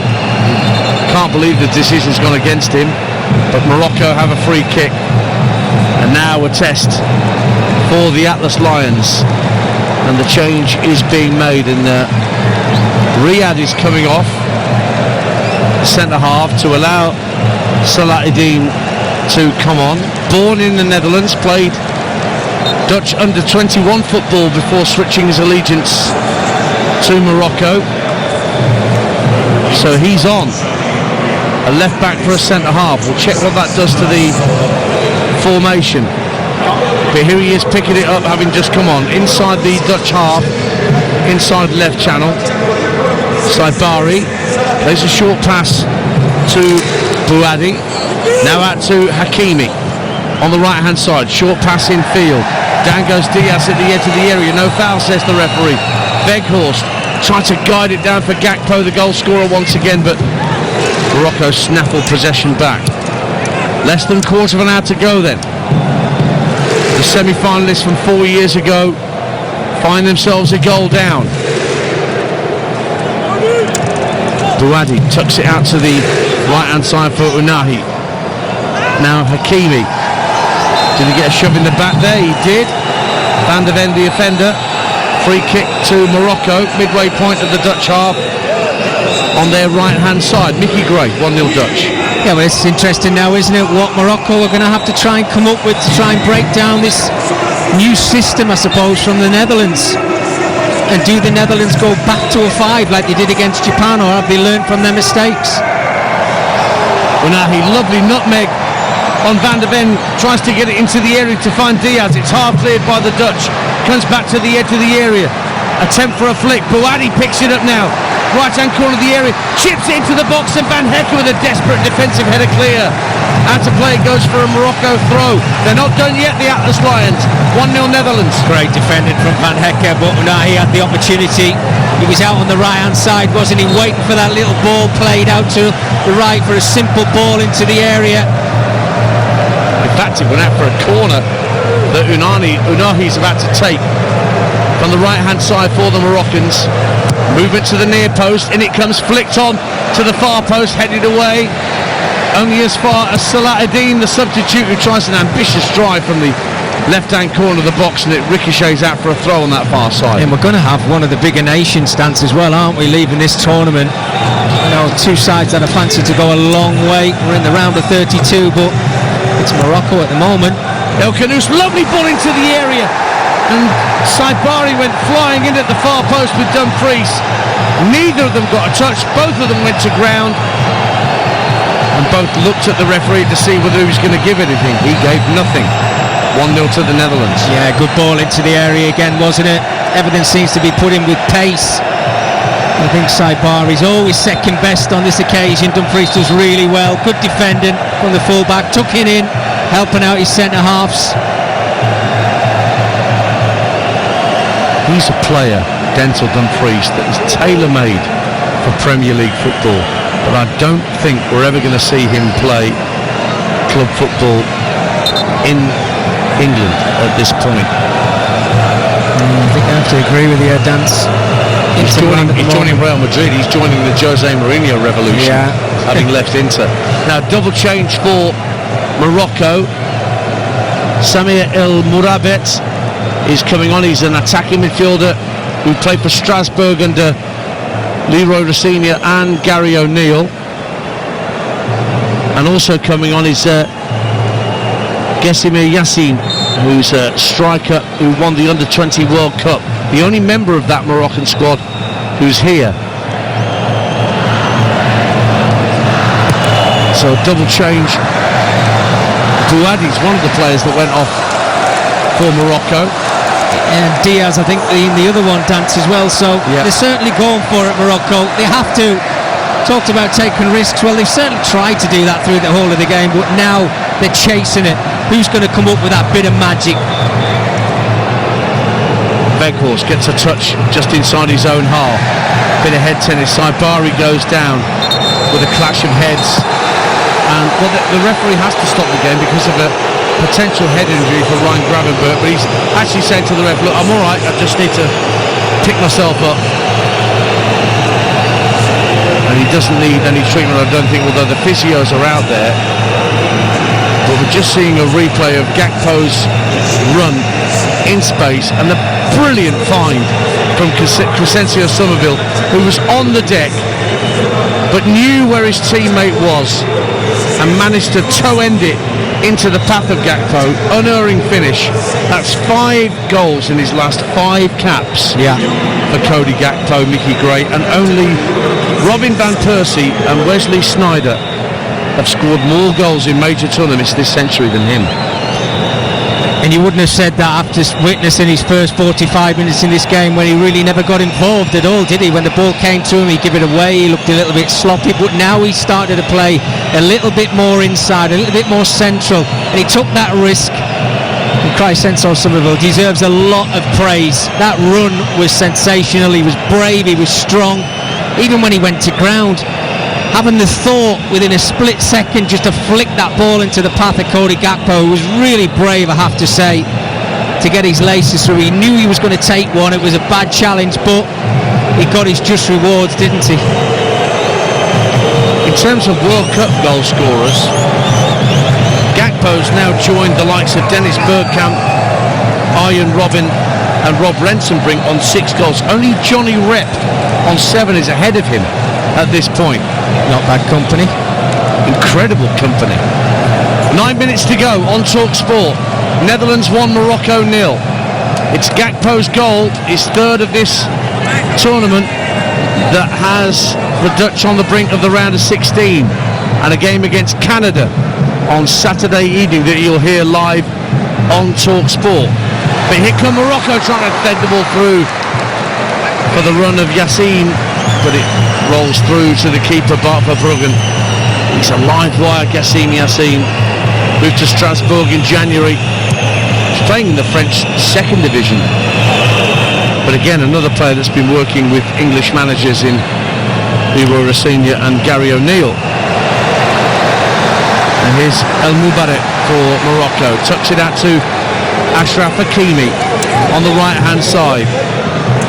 Yassine trying to turn away from the goal scorer Gakpo, knocks it back to El Mourabet. Little ball floating up to the edge of the area looking for Saibari. The Dutch get it clear. Gravenberg, strength is excellent as he works it up to Gakpo on halfway. Weghorst going to his left, and Gakpo played a square ball and it's just given away. There was nobody there where he played the pass except for Morocco shirts. 1-0 to the Netherlands. When you do come into those central areas like Cody Gakpo has just done there, you cannot afford to be giving the ball away, because it's just an onslaught now at the moment, isn't it, from Morocco, trying to get themselves back into the game. They're out on the feet, some of these Netherlands players, but they're going to have to dig deep and find some energy from somewhere. 7 minutes to go, plus added time. Can the Netherlands hang on? What have Morocco got left? The World Cup semi-finalists from 4 years ago, up against it in Monterrey. Here is Hakimi, their captain, finding Yassine on the right-hand side. Very much a left-footed player, inverted winger at the moment. El Moubarek clips it into the area, looking for the run of El Khanous, but it's gone bouncing through to Bart Verbruggen, who waits until Saibari gets within 2 paces of him and then picks up the ball. 1-0 to the Netherlands. Mickey Gray. Well, Yassine is a little live wire, isn't he, on this right-hand side? He's obviously got 1 goal in the World Cup, that very late one against Haiti, wasn't it, in the 2nd game? But I think, they have to try and come up with some magic, get the ball out to the players in those wide areas a lot quicker. running out of time at the moment, Morocco, and I think at the moment Dan's running out of ideas. Quentin Timber is stripped and ready to come on for the Netherlands. The older brother of Jurien Timber, who was hoping to play with his twin at these World Championships, but injury ruled out the Arsenal man. But his older brother is here. Missed the Euros, did Quentin Timber, with a thigh injury 2 years ago. He's playing for Marseille at the minute. In fact, there's 2 Dutch players ready to be introduced. But it's 1-0 to the Netherlands, with just over 5 minutes to go of normal time on TalkSport. Saibari can't receive a pass that's intended for him in the centre of the Dutch half. And away come the Europeans. It's Gravenberch making a lung-busting run into the area, pulls it back intelligently, looking for Weghorst, but instead he found Mazraoui, and Morocco can clear. 1-0. What a run. I mean, talk about power at the end of a game. It's brilliant. Great touch from Saibari to get away from Van Hecker. Only Yassine up with him at the moment. Tried to send the cross in, but he fouled Van Dijk in getting that cross in. And the Dutch get a free kick, and it's celebrated, that free kick, almost as much as a goal would be for the Dutch. It certainly is. Virgil van Dijk coming across, making a brilliant challenge. You think he's lost a half a yard of pace? Well, it didn't show on that occasion. High fives all around, a big cheer from Virgil van Dijk. Brilliant defending. So as well as Quentin Timber coming on, Chelsea's Jarell Hato is going to make an appearance. Didn't feature in the qualifiers. Second youngest ever Dutch player after Matthias de Ligt back in the day. No, Mr. Fourth Official, you can't have number 8 coming on for number 8. He bamboozled me there, to say. Gravenberch is definitely coming off, but he's not being replaced by himself. And Van der Ven's coming off as well, so Hato for Van der Ven is an obvious left back switch. And Bilal El Khanous is also coming off for Morocco. And Sunderland's Chemsteen Talbi, Mickey Gray, is being introduced. Yeah, live wire again. Talbi normally plays out on that left hand side, got great ability. I think, was it Rahimi, I think, came on. Not quite sure if it was him, but I think it is for Morocco. Yep. Just to give them that bit of firepower in these remaining minutes. Ball's out of play for a Moroccan throw, but time is very much against the African side.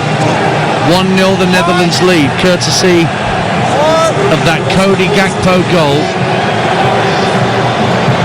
with less than 20 minutes to go when that went in. Now De Jong, strong in the tackle, finds Weghorst, powering his way up to the edge of the area, then just runs into a wall of white shirts. And it's won back really strongly by Timber. Now Gakpo in space, left hand side of the area, tries to pull it back across the face of goal, and a vital touch from Mr. Diop took it out of harm's way for the time being. Unahi, the other player that went off to allow Rahimi, Soufiane Rahimi, who plays in Saudi with Al Ain with his younger brother.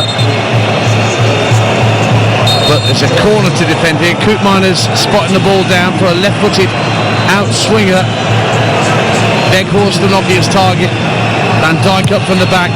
In it comes from Koopmeiners, headed away by Diop, and further clear, but the Dutch try and recycle the second ball, but it's just lobbed out of play. Goal kick to Morocco. 2 minutes to go at normal time. 1-0 to the Dutch. Well, I didn't think I'd ever say this, Dance, but I have to say, certainly in the final third, I've been disappointed with Morocco. I thought they'd have the answers to break down the Netherlands, but that's taken nothing away from Ronald Koeman's men. But where's that little bit of quality? Hakimi was seen it on occasions, but Saibari, who's had a wonderful World Cup so far, hasn't really had that one chance that we expected him to have. Well, Saibari's gone down clutching his face,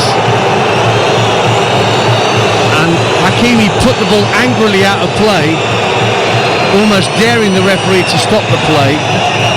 Just seen the replay of what sent Saibari tumbling to the ground, just got into a little wrestling match with Timber. But it seemed everything and nothing all at the same time. He's back on his feet, Saibari. But it's all getting a bit tetchy out there, as the Moroccans are starting to realise that this game is slipping away from them, unless we've got a minute of normal time to go. They've had 82% possession, Morocco, since Gakpo's goal, but only one attempt since they went a goal down. Have they got anything left in the tank? They've made those multiple changes from the bench. Here's Mazraoui. Back it goes to Issa Diop. Hakimi tries to thread the ball up to the edge of the area, deflected off the boot of Gakpo and out for a throw. Very shortly we'll find out how much added time we'll have in Monterrey at the end of the 90. The Dutch are going through to face Canada as things stand on Saturday evening UK time. But Morocco have possession with El Anawi. Now Mazraoui tucks it out to the far left hand side, and Talbi, the Sunderland man, whips in a right footed ball. The header's in! It's a Diop! Equaliser as stoppage time starts, and the Sunderland man chips in Talbi, whips in a beauty of a ball from deep, and up from the back. It's a Diop, powered home a header, and extra time beckons in Monterrey. They've left it so late, but they're level. Netherlands won, Morocco won. Well, you make substitutions and you want them to make an impact. And Talbi has just put a wicked ball into the area. And I was thinking in the back of my head, is it time for one of those Moroccan defenders just to stay up and make an extra body in that final third? Well, Issa Diop is that man who stayed up for this ball into the area. He drifts in between the two centre-halves and the Netherlands, and he just slots that ball with his head into the back of the net, guides it into the corner. The pace is on the cross. What a header, what a goal. Extra time looming dance. His first goal for Morocco in his 7th appearance. He only got his first call-up, Issa Diop, back in March. He was an under-21 French international, switched his allegiance, as a number of players in this Moroccan squad have done. He did once say he'd never play for another country, but France changed his mind. But he's happy he's done that now. He's just scored a goal at a World Cup. Yeah, fantastic. I mean, Chemsdi Talbi, one thought in his mind as that ball drifted out to him on the left-hand side was to chop it onto his right foot, head down, and just whip it in with pace like they have done all afternoon. It's a beautiful cross, and it's a super finish. That's 5 goals in the 87th minute or later for Morocco in their last 11 matches. And Never say die attitude, isn't it, Dan? Sorry. Well, yeah, 2 minutes gone of stoppage time then, Mickey. 1-1. It's time for a winner, you know, for either side. Yeah, go for it. Why not? And here's Yassine, one of the substitutes brought on by Morocco. Played back into midfield for El Mourabet. The Moroccans are dispossessed. Somerville finds Timber, trying to power his way down the right-hand side. Got his shirt pulled by El Anawi. Free kick. So what have the Dutch got in response? Can they get their noses back in front? Or are we set for an extra 30 minutes on TalkSport? 1-1. A really good game. You just can't switch off, can you? And that's maybe what the Netherlands have done for that split second. I'm trying not to drop off. No, absolutely not. You can't in a game like this with this intensity. But this Moroccan side, they just never give up. It's not in their DNA. They just keep going for it and just wear you down. Free kick to the Dutch, just over halfway on the far right-hand side of the field. Turn Koopmeiners to take this free kick. Morocco holding a very high line, well outside the 18-yard box. In it comes, looking for Van Dijk to head it up in the air across the face of goal. Couldn't get it anywhere near across the face of goal. It bounced straight out of play. Now, how quickly do Morocco get the ball downfield? Well, they're trying to, but I think the ball was rolling when Bono cleared it. 4 minutes of the minimum 6 have gone. 1-1 on TalkSport when it seemed that the Netherlands had done enough. But another late goal. 3 of the 4 round of 32 games that we brought you on TalkSport have had goals in added time.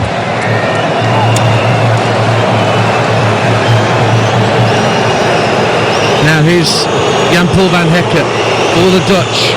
We're going to get Dumfries away down the right-hand side, but he fouled his man Salah Ad-Din down the left-hand side, so a free kick to the Moroccans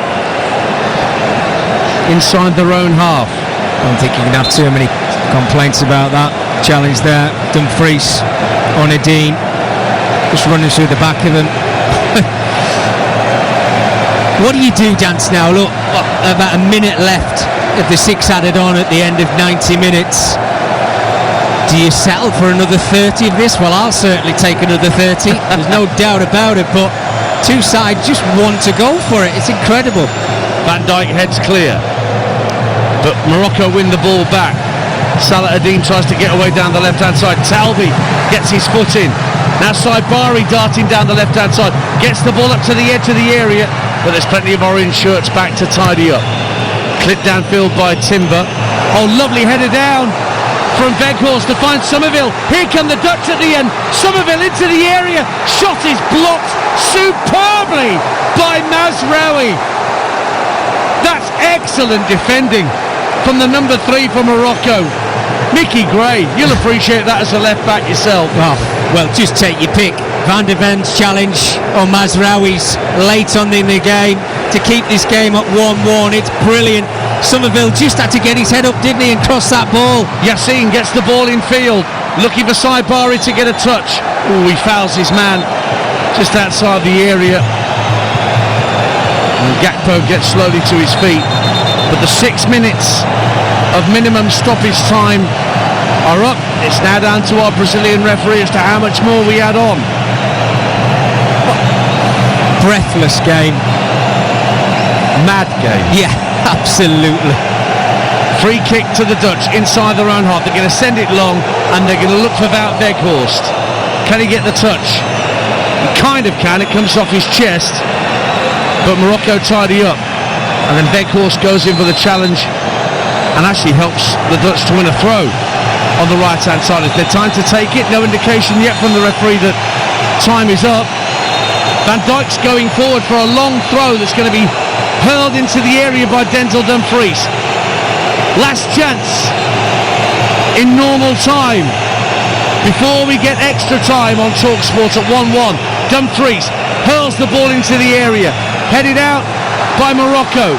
Talbi trying to bring it further clear, but he runs into Dumfries, and there goes the whistle after a second half, and you can hear the applause from all around the stadium. Brilliant second half of football in which the Dutch thought they'd done enough.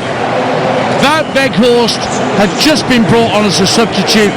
His flick from a clearance downfield found Crescencio Somerville, and even though he was going to ground under a challenge at the edge of the area, brilliant presence of mind to square the ball to his left for the on-rushing Cody Gakpo to crack home his 6th World Cup goal, and that appeared to be that. But Morocco were not to be outdone, and as we tick round into stoppage time, Chemsdeen Talbi of Sunderland, himself not long on as a substitute, a lovely swirling cross with his right boot from the left-hand side, and Issa Diop scored only his 2nd goal for club or country in 2.5 years to take us to extra time in Monterrey. Here on TalkSport, it finished after the 90. Netherlands 1, Morocco 1. Wow, absolutely sensational. And this World Cup just keeps springing up surprises. As you mentioned there, Dan, Issa Diop with a superb header, I've got to say, but Chemsdeen Talbi, the cross into the box, making an impact coming off the bench. Great ball into the area, and the big centre-half just up there just to guide it into the back of the net for that equalising goal. I timed it at 91 minutes.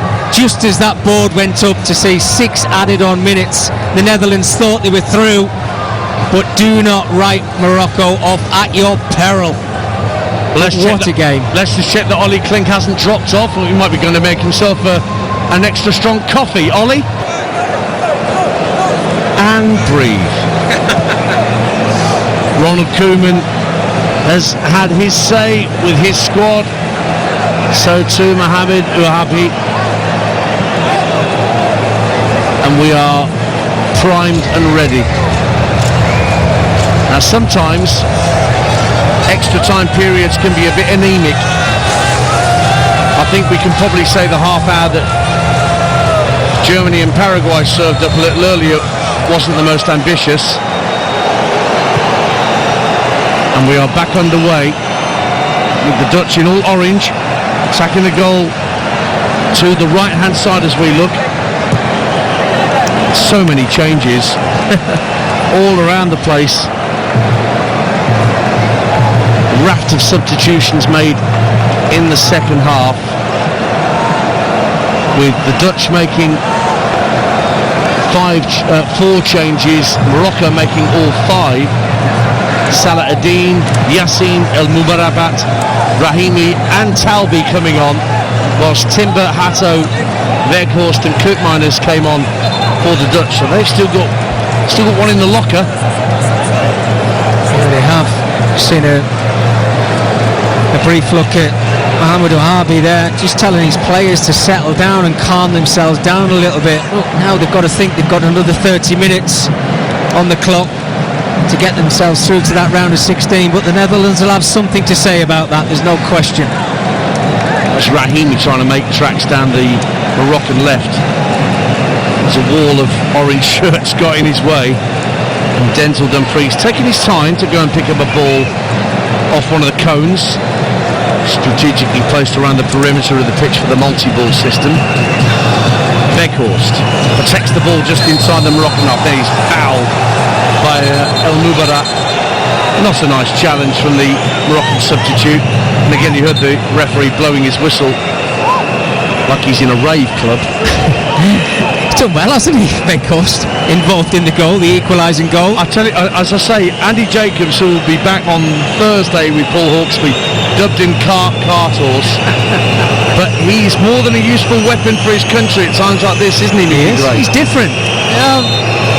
The tall centre forward makes things happen. Koopmeiners hits the free kick up to the edge of the Morocco area. Only half cleared. Van Dijk steers it out to Gakpo on the left hand side. Early cross into the box. Up go the heads. It dropped almost for Dumfries, but there was a handball by Denzel Dumfries. It was, says the referee. Free kick to Morocco. 2.5 minutes gone of the first period of extra time on TalkSport. It's one apiece. Yeah, Dumfries, he should have really been trying to get his arm out of the way there, because it wasn't the worst ball into the area, I have to say, from the Netherlands. They had players forward as well. Now Morocco's last period of extra time came in January in the African Cup of Nations final against Senegal, which they lost 1-0. They were awarded a game after that because of all the shenanigans that went on. It's too long to go into here. But they have played extra time in this calendar year. The Dutch have played extra time 7 times in their World Cup history. 4 of those matches needed a penalty shootout. And not a great record either, Dance. Not at all. Knocked out the last 2 World Cups on penalties by Argentina. Virgil van Dijk missed a penalty in that shootout 4 years ago in Qatar. Dumfries making a run down the right hand side of the box, but that's a good interception by Salah Ad-Din. Goes out of play for a Dutch throw. And after being very cagey, Dumfries, in that first 45 minutes, he's certainly grown into the game, hasn't he? Showed us what he's all about in the opposition's half, and he's still willing to try and run in behind. Full credit to the players who've played 90 plus so far. They must be digging very deep. Temperatures pitch side very hot. What this means, it's draining. Koopmeiners hits a long ball into the area. Keeper comes to punch and gets a decent distance on the punch, and then there was a shove by Frenkie de Jong in the midfield free kick. So the only yellow card I can recall in the entire match, Mickey Gray, was for Issa Diop early in the second half for what didn't look a particularly strong challenge. Yeah, that's it. Yeah, you're right, it is. It's the only yellow card of the game. And I'm not saying that anybody's been decapitated, but there's been stronger challenges than that haven't been punished. Yeah, Van Hecke getting one in the face, I think in the first 45 from Saibari. He wasn't happy about that one. Then there was another challenge, obviously, in the area when Rouhani made a strong challenge. That blood all over his head. There was no malice in that one from Mazraoui, but it's been physical. But you're completely right. In the yellow card that was given, it was a pretty soft challenge, wasn't it? Morocco worked the ball back to the goalkeeper. Mazraoui playing as a centre half now, with Salah ad-Din slotting in at left back. They took off Riyad in the second half, who was the left-sided centre-back, playing alongside Diop.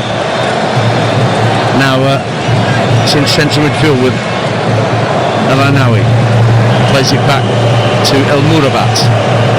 Diop stationed on the halfway line, wants the ball played to him, gets it just inside his own half, but under pressure from Weghorst, tucks it back to Bono. So both coaches, Dan, have now had the chance to speak to their players because of the hydration breaks. One before kick-off, hydration breaks, first half and second half, half-time 4, and then this one, which is 5. And we have seen those changes, more so from the Netherlands, going from a 5 at the back to 4. I wonder what they do now. Talbi darting in field, finds Saibari into the area. Rahimi! What a save! Oh, incredible stop by Verbruggen. Rahimi can't believe it. I can't believe it. Right in front, Verbruggen stuck out a hand and somehow kept that out from point blank range from Rahimi to corner kick to Morocco, 1-1. I can't believe he saved it. I really can't. I thought he was going to lose the ball, Rahimi, as the ball was played into him. But as he works it onto his right foot, he's just got to try and slot it either side of Verbruggen, who just makes himself big. Peter Schmeichel-esque, if you like, but what a save. And that all came once again from Talbi's industry, cutting in from the Moroccan left. Fresh. Corner kick to the Africans. Swung in by Talbi into the near post, volleyed away by the first defender, Frenkie de Jong. Is that going to stay in play on this near side? It is, but Salah ad-Din with a heavy touch, and he fouled de Jong, and that's taken him off for the team there. I don't think he's going to get booked for it, but he certainly prevented the Dutch counter-attack. But just see a replay of that save from Verbruggen, from his knee onto his hand and wide for a corner. And I don't blame Sofiane Rahimi for the look on his face. Utter disbelief that it stayed 1-1 on TalkSport. Yeah, it's like one of those chances where your eyes just light up. You've got the goal in front of you. All you need to do is beat the goalkeeper, and Bart Verbruggen, he just makes himself big, doesn't he? And he gets that strong hand on it, which tips it wide of the post, but as chances go, they don't get any bigger than that. 1-1 on TalkSport in extra time between the Dutch and the Moroccans. We're midway through that first period of extra time.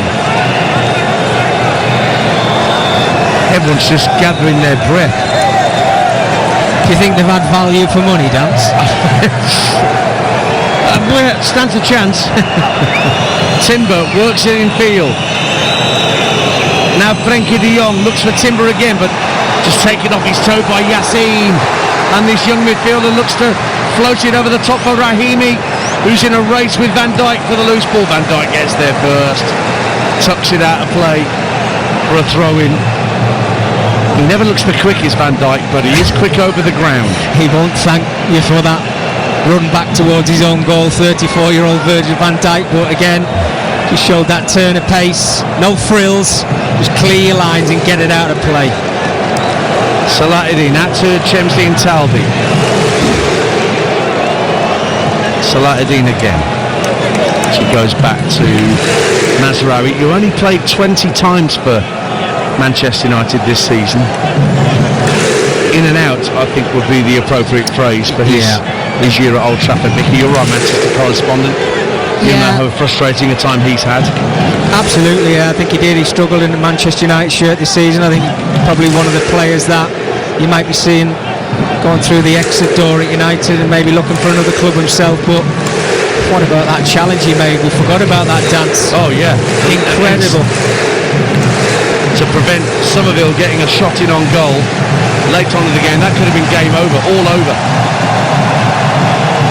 But instead, Diop's header, just after stoppage time began at the end of the 90, has brought us to this extra time.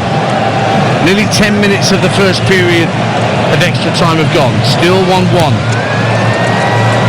Here is Mazraoui, finding Salahuddin just over the halfway line. Talbi on this near touch line. Tucks it back to El Anawi. Now it's with El Murabat, just next to the centre circle. Gives it back to El Anawi. Salahuddin. Oh, they're cheering every completed pass, the Moroccan fans, with an olé. El Anawi again plays it back into square to Mazraoui. Square ball to El Murabat on halfway. Now Diop gets a touch. Thought about chipping the ball long, instead works it back in field. They'll be happy, the Netherlands, with this. It was the way the game was going when we took the lead in the game. Happy to let Morocco have possession with the ball. They're not really going anywhere with it at the moment. And the Netherlands are just sitting back. If they send it to Talbi on this left-hand side, he'll try and manufacture something. He'll try and send it through the middle for Saibari. Cleared away by the Dutch. Yassine, this fleet-footed, left-footed right winger, wins it back for Morocco. Picks it up again on the far side of the field. Just knocks it back for El Moubarat. El Anawi out to the right-hand side, and Hakimi, the captain's still out there. And he's had his chances tonight, goodness me, Achraf Hakimi. Oh, Salahuddin hits it against Weghorst, who handled it as he's run onto the loose ball down the right-hand side. The referee brings play back for a handball by Wout Weghorst. Yeah, a little bit unfortunate there, I have to say, about Weghorst, working hard for his team, waiting for the opportunity. You can clearly see it does come off his arm. He's leaving Ajax. I'm not sure where he's headed, Wout Weghorst, this summer. 33 years of age.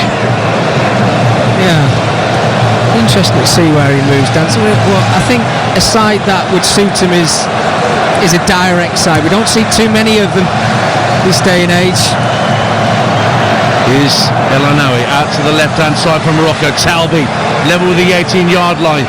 Two defenders for company. Tries to clip the crossing. Comes out to Salahuddin. Also on this near side, the Moroccan left. Talbi again, trying to get the ball on his right. And can't get past the attentions of Somerville. Infield it goes as Morocco almost gained possession up to Timber. Mazraoui got a foot in the nick of time, just over the halfway line, as Quentin Timber was threatening to take it off his toe and dart downfield on the counter-attack. 1-1. Yeah. Keep mentioning it now, it's those tired legs, the brain switching off at the wrong time, simple passes becoming difficult passes now. I think the tempo's obviously dropped a little bit from what we saw in that first 90 minutes. 10 of the last 11 games at the World Cup, which have gone to extra time, have gone to penalties. Can you remember the exception, Mickey? No, remind me. With your knowledge. Mandzukic for Croatia against England in 2018. I should have known that, actually. Well, that's why I asked you. Yeah, right. I still wake up in a cold sweat now and again. Is it inevitable we have penalties here? We're edging towards the end of the first period of extra time. Remember, we've seen one incredible chance for Morocco in this first period of extra time. Sofiane Rahimi somehow seeing his point-blank range shot kept out by Brighton and Hove Albion's Bart Verbruggen. Here is El Murabat sending it out to Yassine on the right-hand side from Morocco. Tucks it in field to El Anawi.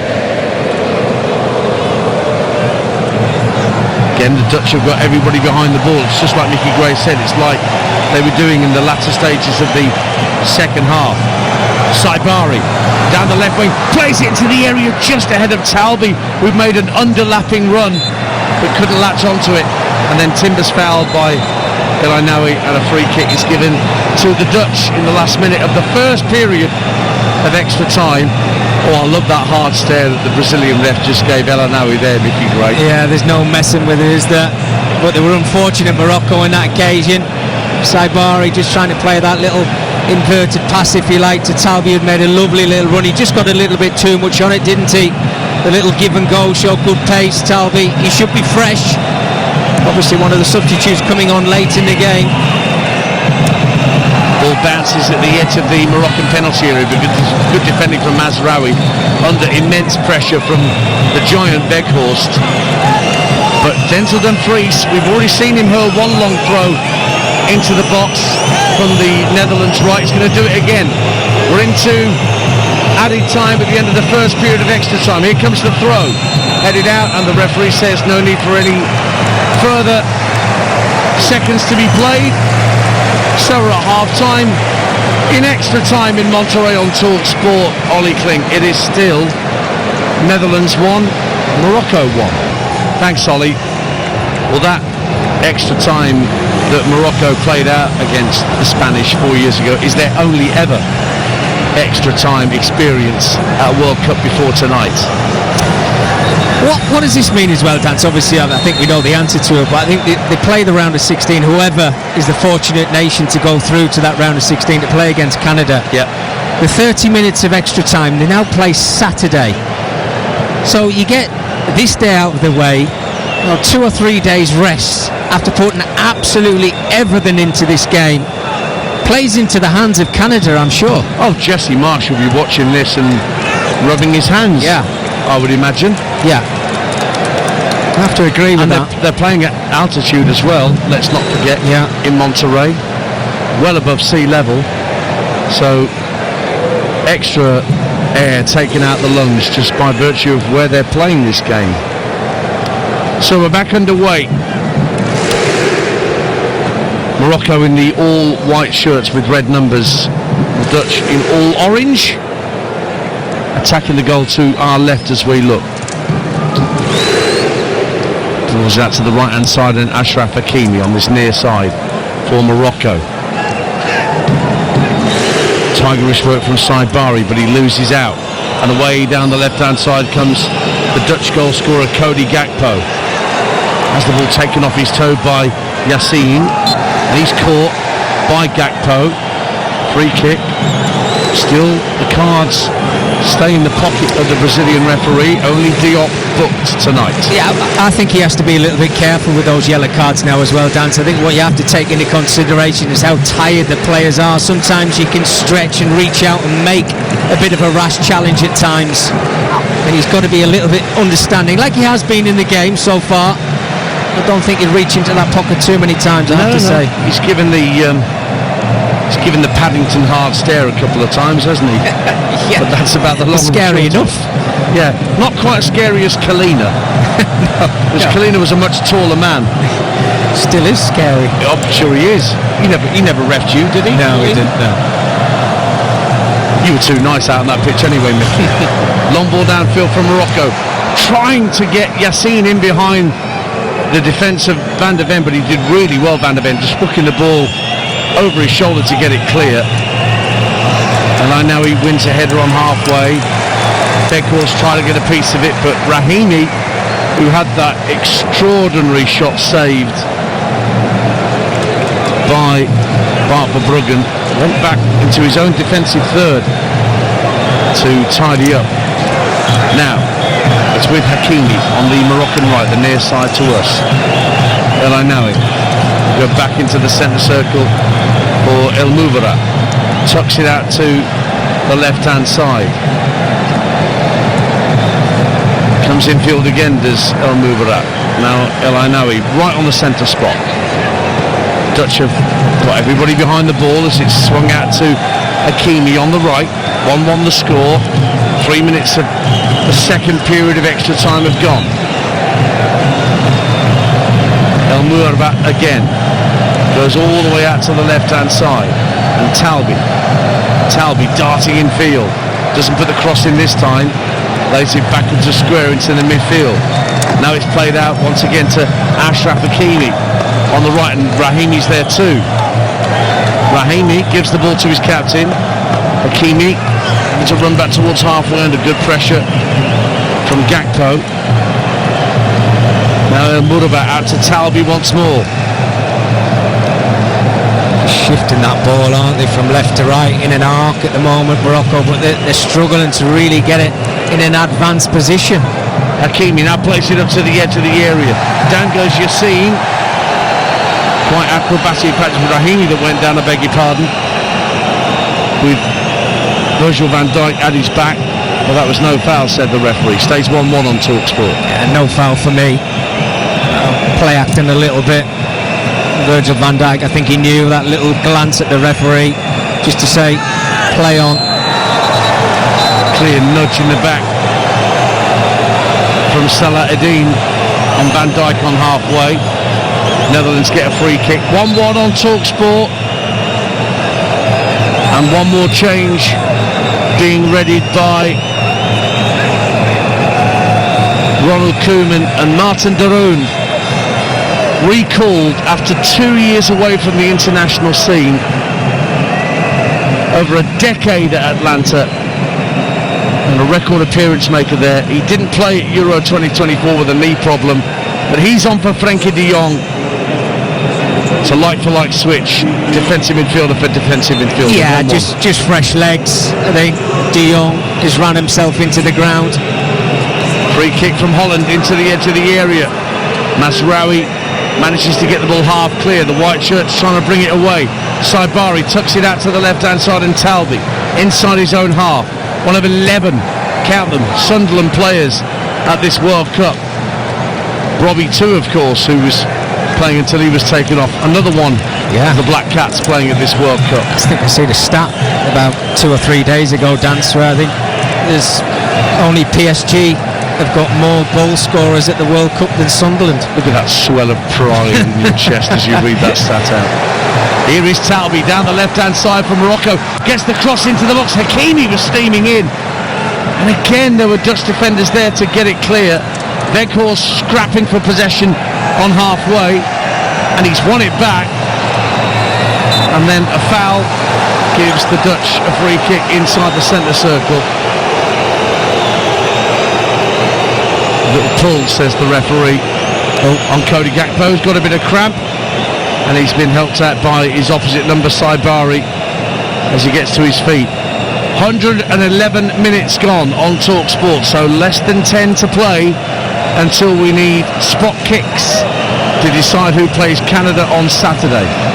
1-1, Dutch free kick, Mickey Gray. Really surprised that Cody Gakpo is the first player to actually show a little bit of cramp in this game, because both sets of players they've run themselves into the ground. Koopmeiners free kick headed across the face of goal. Gakpo tries to bring it down but can't keep it in play before it goes over the dead ball line. Goal kick, and he's just rolled himself back onto the pitch. He was over the dead ball line, Gakpo, and then he looked up, made sure the referee wasn't looking, and rolled back onto the pitch to then say, no, stop the game, I've got cramp. Yeah, sneaky, I think, that from Cody Gakpo. Wanting to make a change here, Dan. I think they are allowed an extra one, aren't they, when extra time starts? Once you get to extra time kicks in, you can have another player. Yeah. But having been in that situation and had cramp in games, you just can't run it off. It's so difficult, and we are going to get that change. And familiar face coming onto the pitch. Yeah, definitely his father's son. Justin Kluivert is going to get a run out for the Dutch here as Gakpo trudges behind the goal away to the left-hand side. He thought his goal had taken the Dutch through to play in Houston on Saturday night. It may still help get them there, but right at this moment, it's in the balance on TalkSport. Sorry, Dan. Would Gakpo have been one of your 5 to take a penalty? Without question. Yeah. But Kluivert knows how to take a pen, I'm sure. Yeah. And here he is receiving the ball, but there was a push on a Morocco player. So the African side get a free kick just inside the Dutch half of the field. It's rolled back to the halfway line. Diop, whose stoppage time header on 91 minutes brought us this period of extra time on Talk Sport. Still time for a winner for either country, with Canada lying in wait in the round of 16. Hakimi tucked it back to Diop, and he just takes the game down to walking pace. Plays a 1-2 with Mubarak, and back it goes to the goalkeeper Bono. Mazraoui out to the left hand side, tucks in field to El Ainaoui, and he will bring the ball at a slightly more advanced pace up to the halfway line. Finds Hakimi, he lays it back to El Mubarak. Mazraoui now got a chance to at least get over the halfway line with the ball at his feet, which he does, and chips it out to the left hand side, looking for Saibari, still full of industry and running. Talbi, another lovely whip centre. Oh, it almost made its way through to Rahimi from exactly the same place where he found Issa Diop on 91 minutes. 1-1 it stays. Yeah, Saibari was the player that just the little layoff to Talbi there. I'm just wondering whether Saibari needs to be inside of that 18-yard area, because Talbi's put two wonderful balls into the area. He's crying out for somebody to get on the end of it. Well, Somerville stayed down. The referee doesn't have to stop the game because it's not a head injury, but he's stopping the game anyway. 1-1. Just went in a 50-50 challenge with Salah ad-Din. It certainly caught his ankle, but the referee is only supposed to stop the game for a head injury, not for a potential ankle problem. Yeah, whether it's late on in the game. And players know that. Yeah, there's no doubt about it. I mean, Somerville's been a real live wire, hasn't he, for the Netherlands? No question of it. Huge impact for that goal that the Netherlands scored, but he's certainly feeling something now because he's off the pitch. Yeah, he's off the pitch. It's a man advantage for Morocco. 5 minutes to go of extra time, with penalties next if this can't be solved with a late goal for either country. 1-1 on Talk Sport. Morocco have it with Mazraoui just ahead of the centre circle, up to the edge of the area. Has it actually laid back to him? Talbi is waiting for it on the left hand side, but he won't get it. Instead it's going out to the right hand side, and Yassine cuts in field. Little diagonal ball looking for the run of Talbi, headed away by Van Hecker. Timber tries to get onto it for the Dutch, but it's out of play. Somerville waving to the referee, says, "Let me back on, please."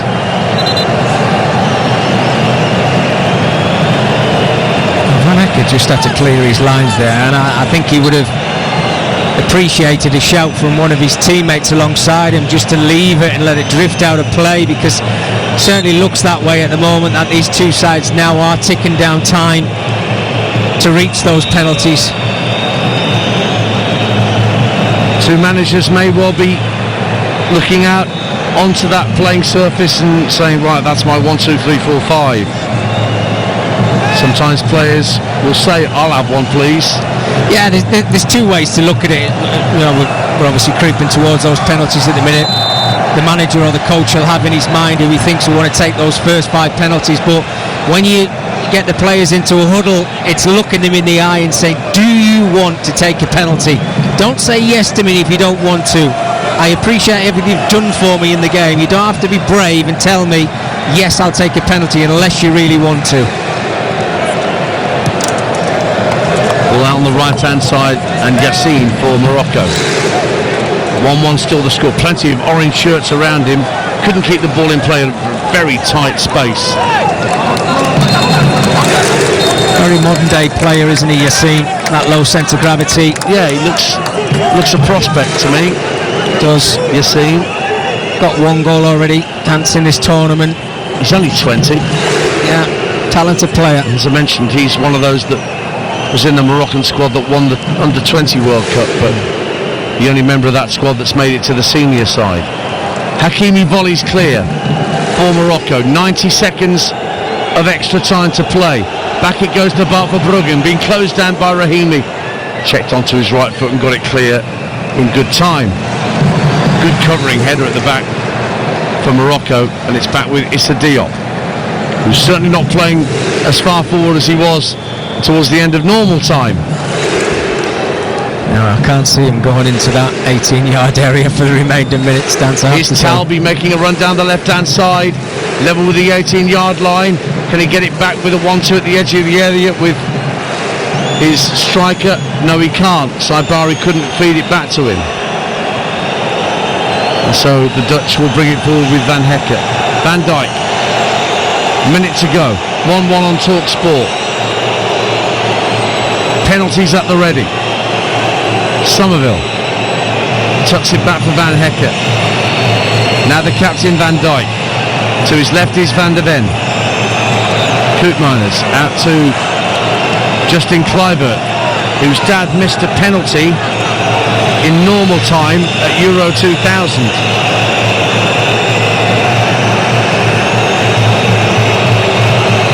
Will his kid take a penalty in this situation in Monterrey? Long ball downfield looking for Weghorst. He tries to cushion the header down. Half cleared by the Moroccan defence. Yassine guides it down neatly. Hakimi now playing much more as a conventional right back just now. Back it goes to Issa Diop. We're going to have one more minute of minimum added time that we're ticking into now on TalkSport. Long ball downfield from Morocco, looking for Hakimi, who had made a burst, but he couldn't keep the ball in play. Throw to the Dutch in their left back position. 1-1. It just looks like he's just came out the tunnel, Hakimi, doesn't he? There's not a bead of sweat on him, and he's just made a long burst and run for 70 yards. It's like watching Djokovic after 5 sets, isn't it? It's not a bead of sweat on the man. Incredible. Koopmeiners with a throw. Will take his time over it. Oh, in fact, oh boy. Saibari's got a lot of blood on his shirt. That must have been from that altercation when Talby fed the ball into him at the edge of the area, and he needs to get that blood seen to, because his shirt is covered in blood. He's got a cut on his right eye, which is going to need treatment. He's going to have to get this sorted out. They will not just. The blood's dripping from his right eye, the corner of his right eye, and also it's dripping onto his neck and his Adam's apple. So they're going to have to apply the old Vaseline to that cut, like he's in the corner at the Royal Albert Hall. So Somerville makes a burst through the middle. Good defending from Salah ad-Din, helped out by Talby. Anywhere will do for the Moroccans. It's out of play, and it is a throw to the Africans. We played the minute of minimum stoppage time, and as the referee beckons Saibari back out to the pitch, he also signals the end of extra time, and we do have our second penalty shootout of the night. Paraguay knocked out Germany earlier, and the Netherlands, who thought they were going to go through in normal time through Cody Gakpo's goal, were pegged back by Issa Diop. Massive chance for Sofiane Rahimi in extra time, brilliantly stopped by Bart Verbruggen, and that's why we are where we are in Monterrey, with a penalty shootout to come after a final score on 120 minutes of the Netherlands 1, Morocco 1. Thanks, Ollie. The Dutch do get first dibs, and it'll be Teun Koopmeiners, who came on as a sub tonight and made 4 sub appearances in Qatar. Plays his club football for Juventus, having been very successful at Atalanta in winning the Europa League as part of that squad. And he will be first up against the man who saved penalties from Carlos Soler and Sergio Busquets in that previous World Cup shootout in Qatar 4 years ago.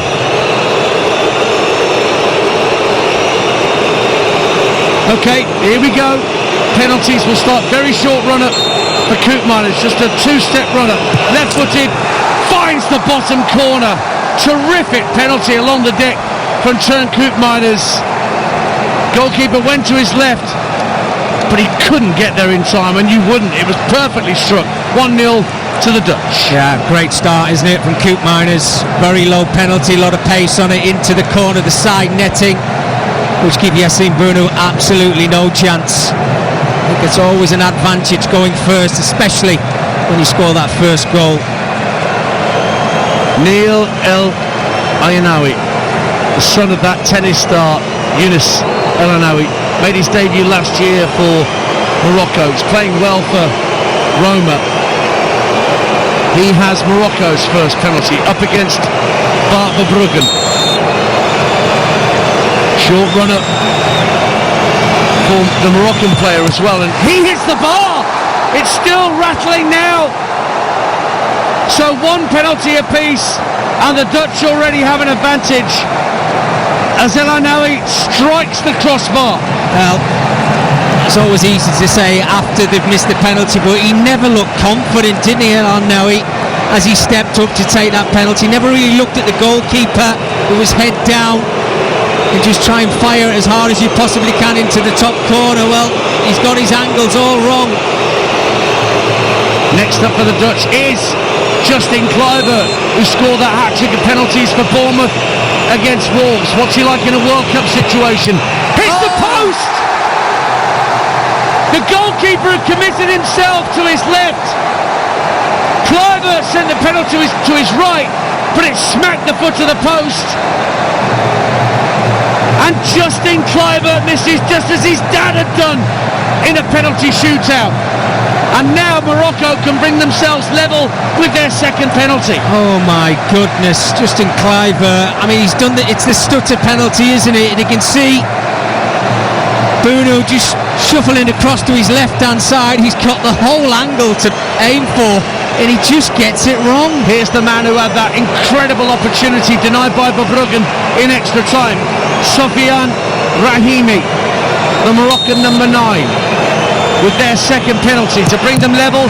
Save! No, it's not over the line! It went underneath Verbruggen. He guessed right, went to his right, but it crawled under his body, trickled over the line.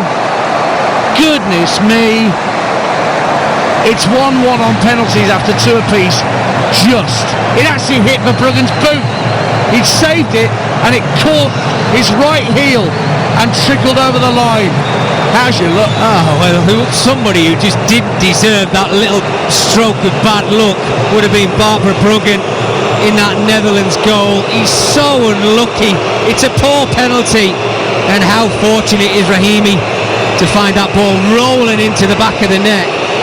Dutch penalty number 3 to be taken by Wout Weghorst, who came on as a substitute, scored 2 late goals as a substitute against Argentina 4 years ago in the quarter-final. Up against Bono with the Dutch third penalty.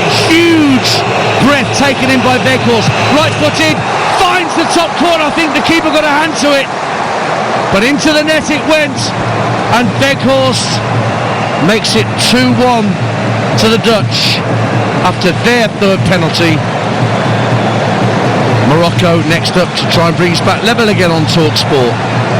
Puff of the cheeks there from Wout Weghorst. Relief, I suppose that's what it's down to, but it's a very good penalty, I have to say.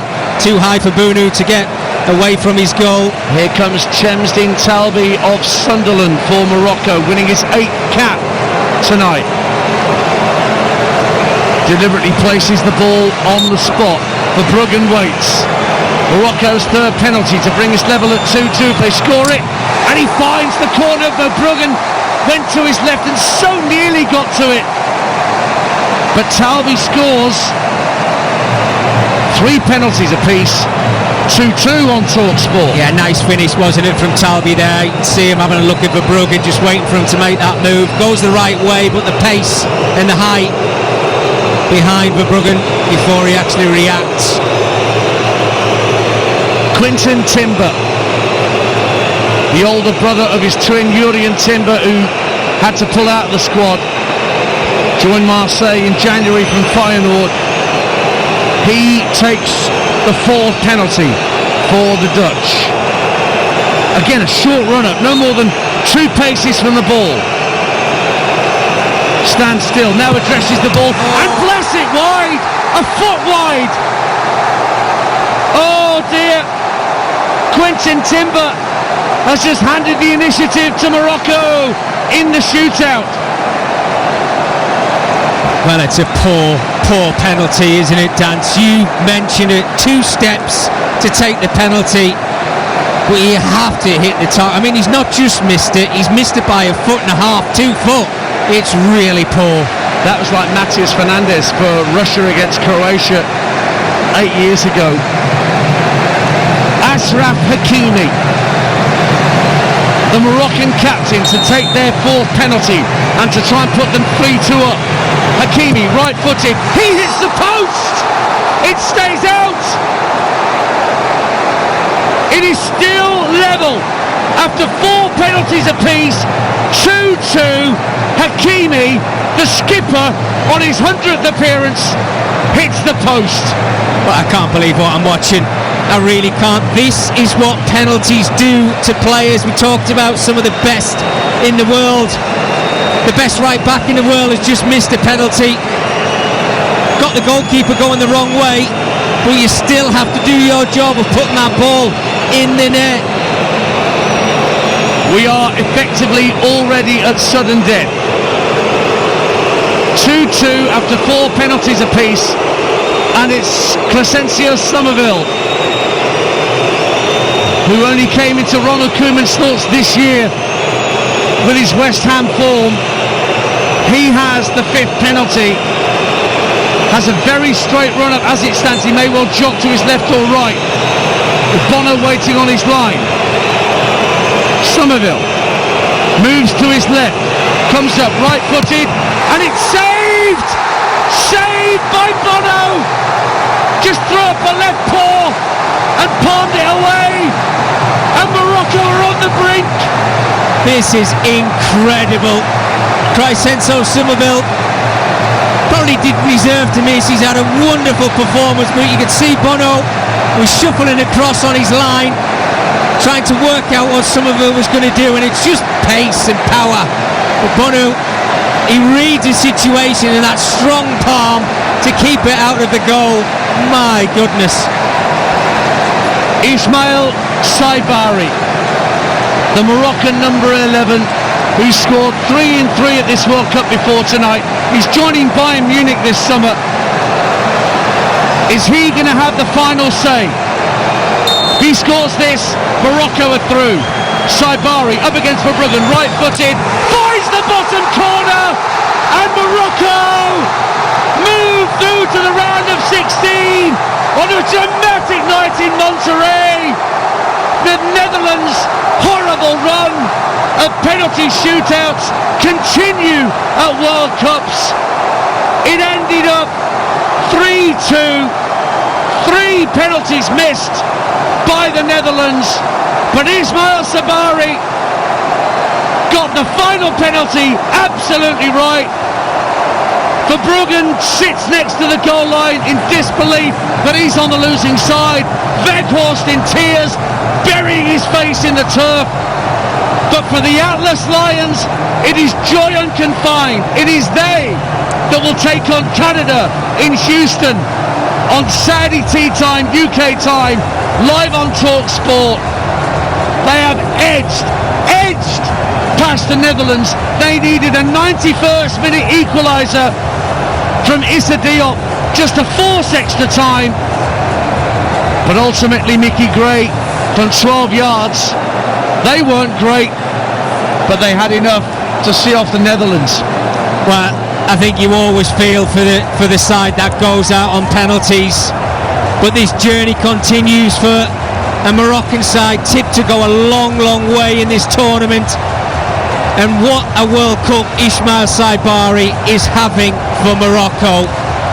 He's the player who steps up and takes all of the plaudits for picking up the winning goal in that penalty shootout. I feel for the players who've missed, Cliver, Timber, Somerville for the Netherlands. Oh my goodness, how are they feeling right now? Heartbreaking for the Netherlands, it really is. But Morocco had to dig deep in this game. Got the equaliser very late on, 91 minutes on the clock. And they've had to battle through those 15-30 minutes of extra time to take this game to penalties. Bonu made that save, and those individual players who stepped up to take penalties have now seen Morocco go through to the round of 16. Absolutely incredible game. So, Morocco against Canada it shall be in Houston. After a dramatic night in Monterrey, the Dutch bow out of a World Cup once again. Yet again, they will not taste victory at a World Cup. Thoughts towards those players who've missed, who have been consoled by their teammates. But it's all about winners, and the winners tonight are Morocco. It finished after extra time. The Netherlands won, Morocco won, but Morocco win 3-2 on penalty kicks.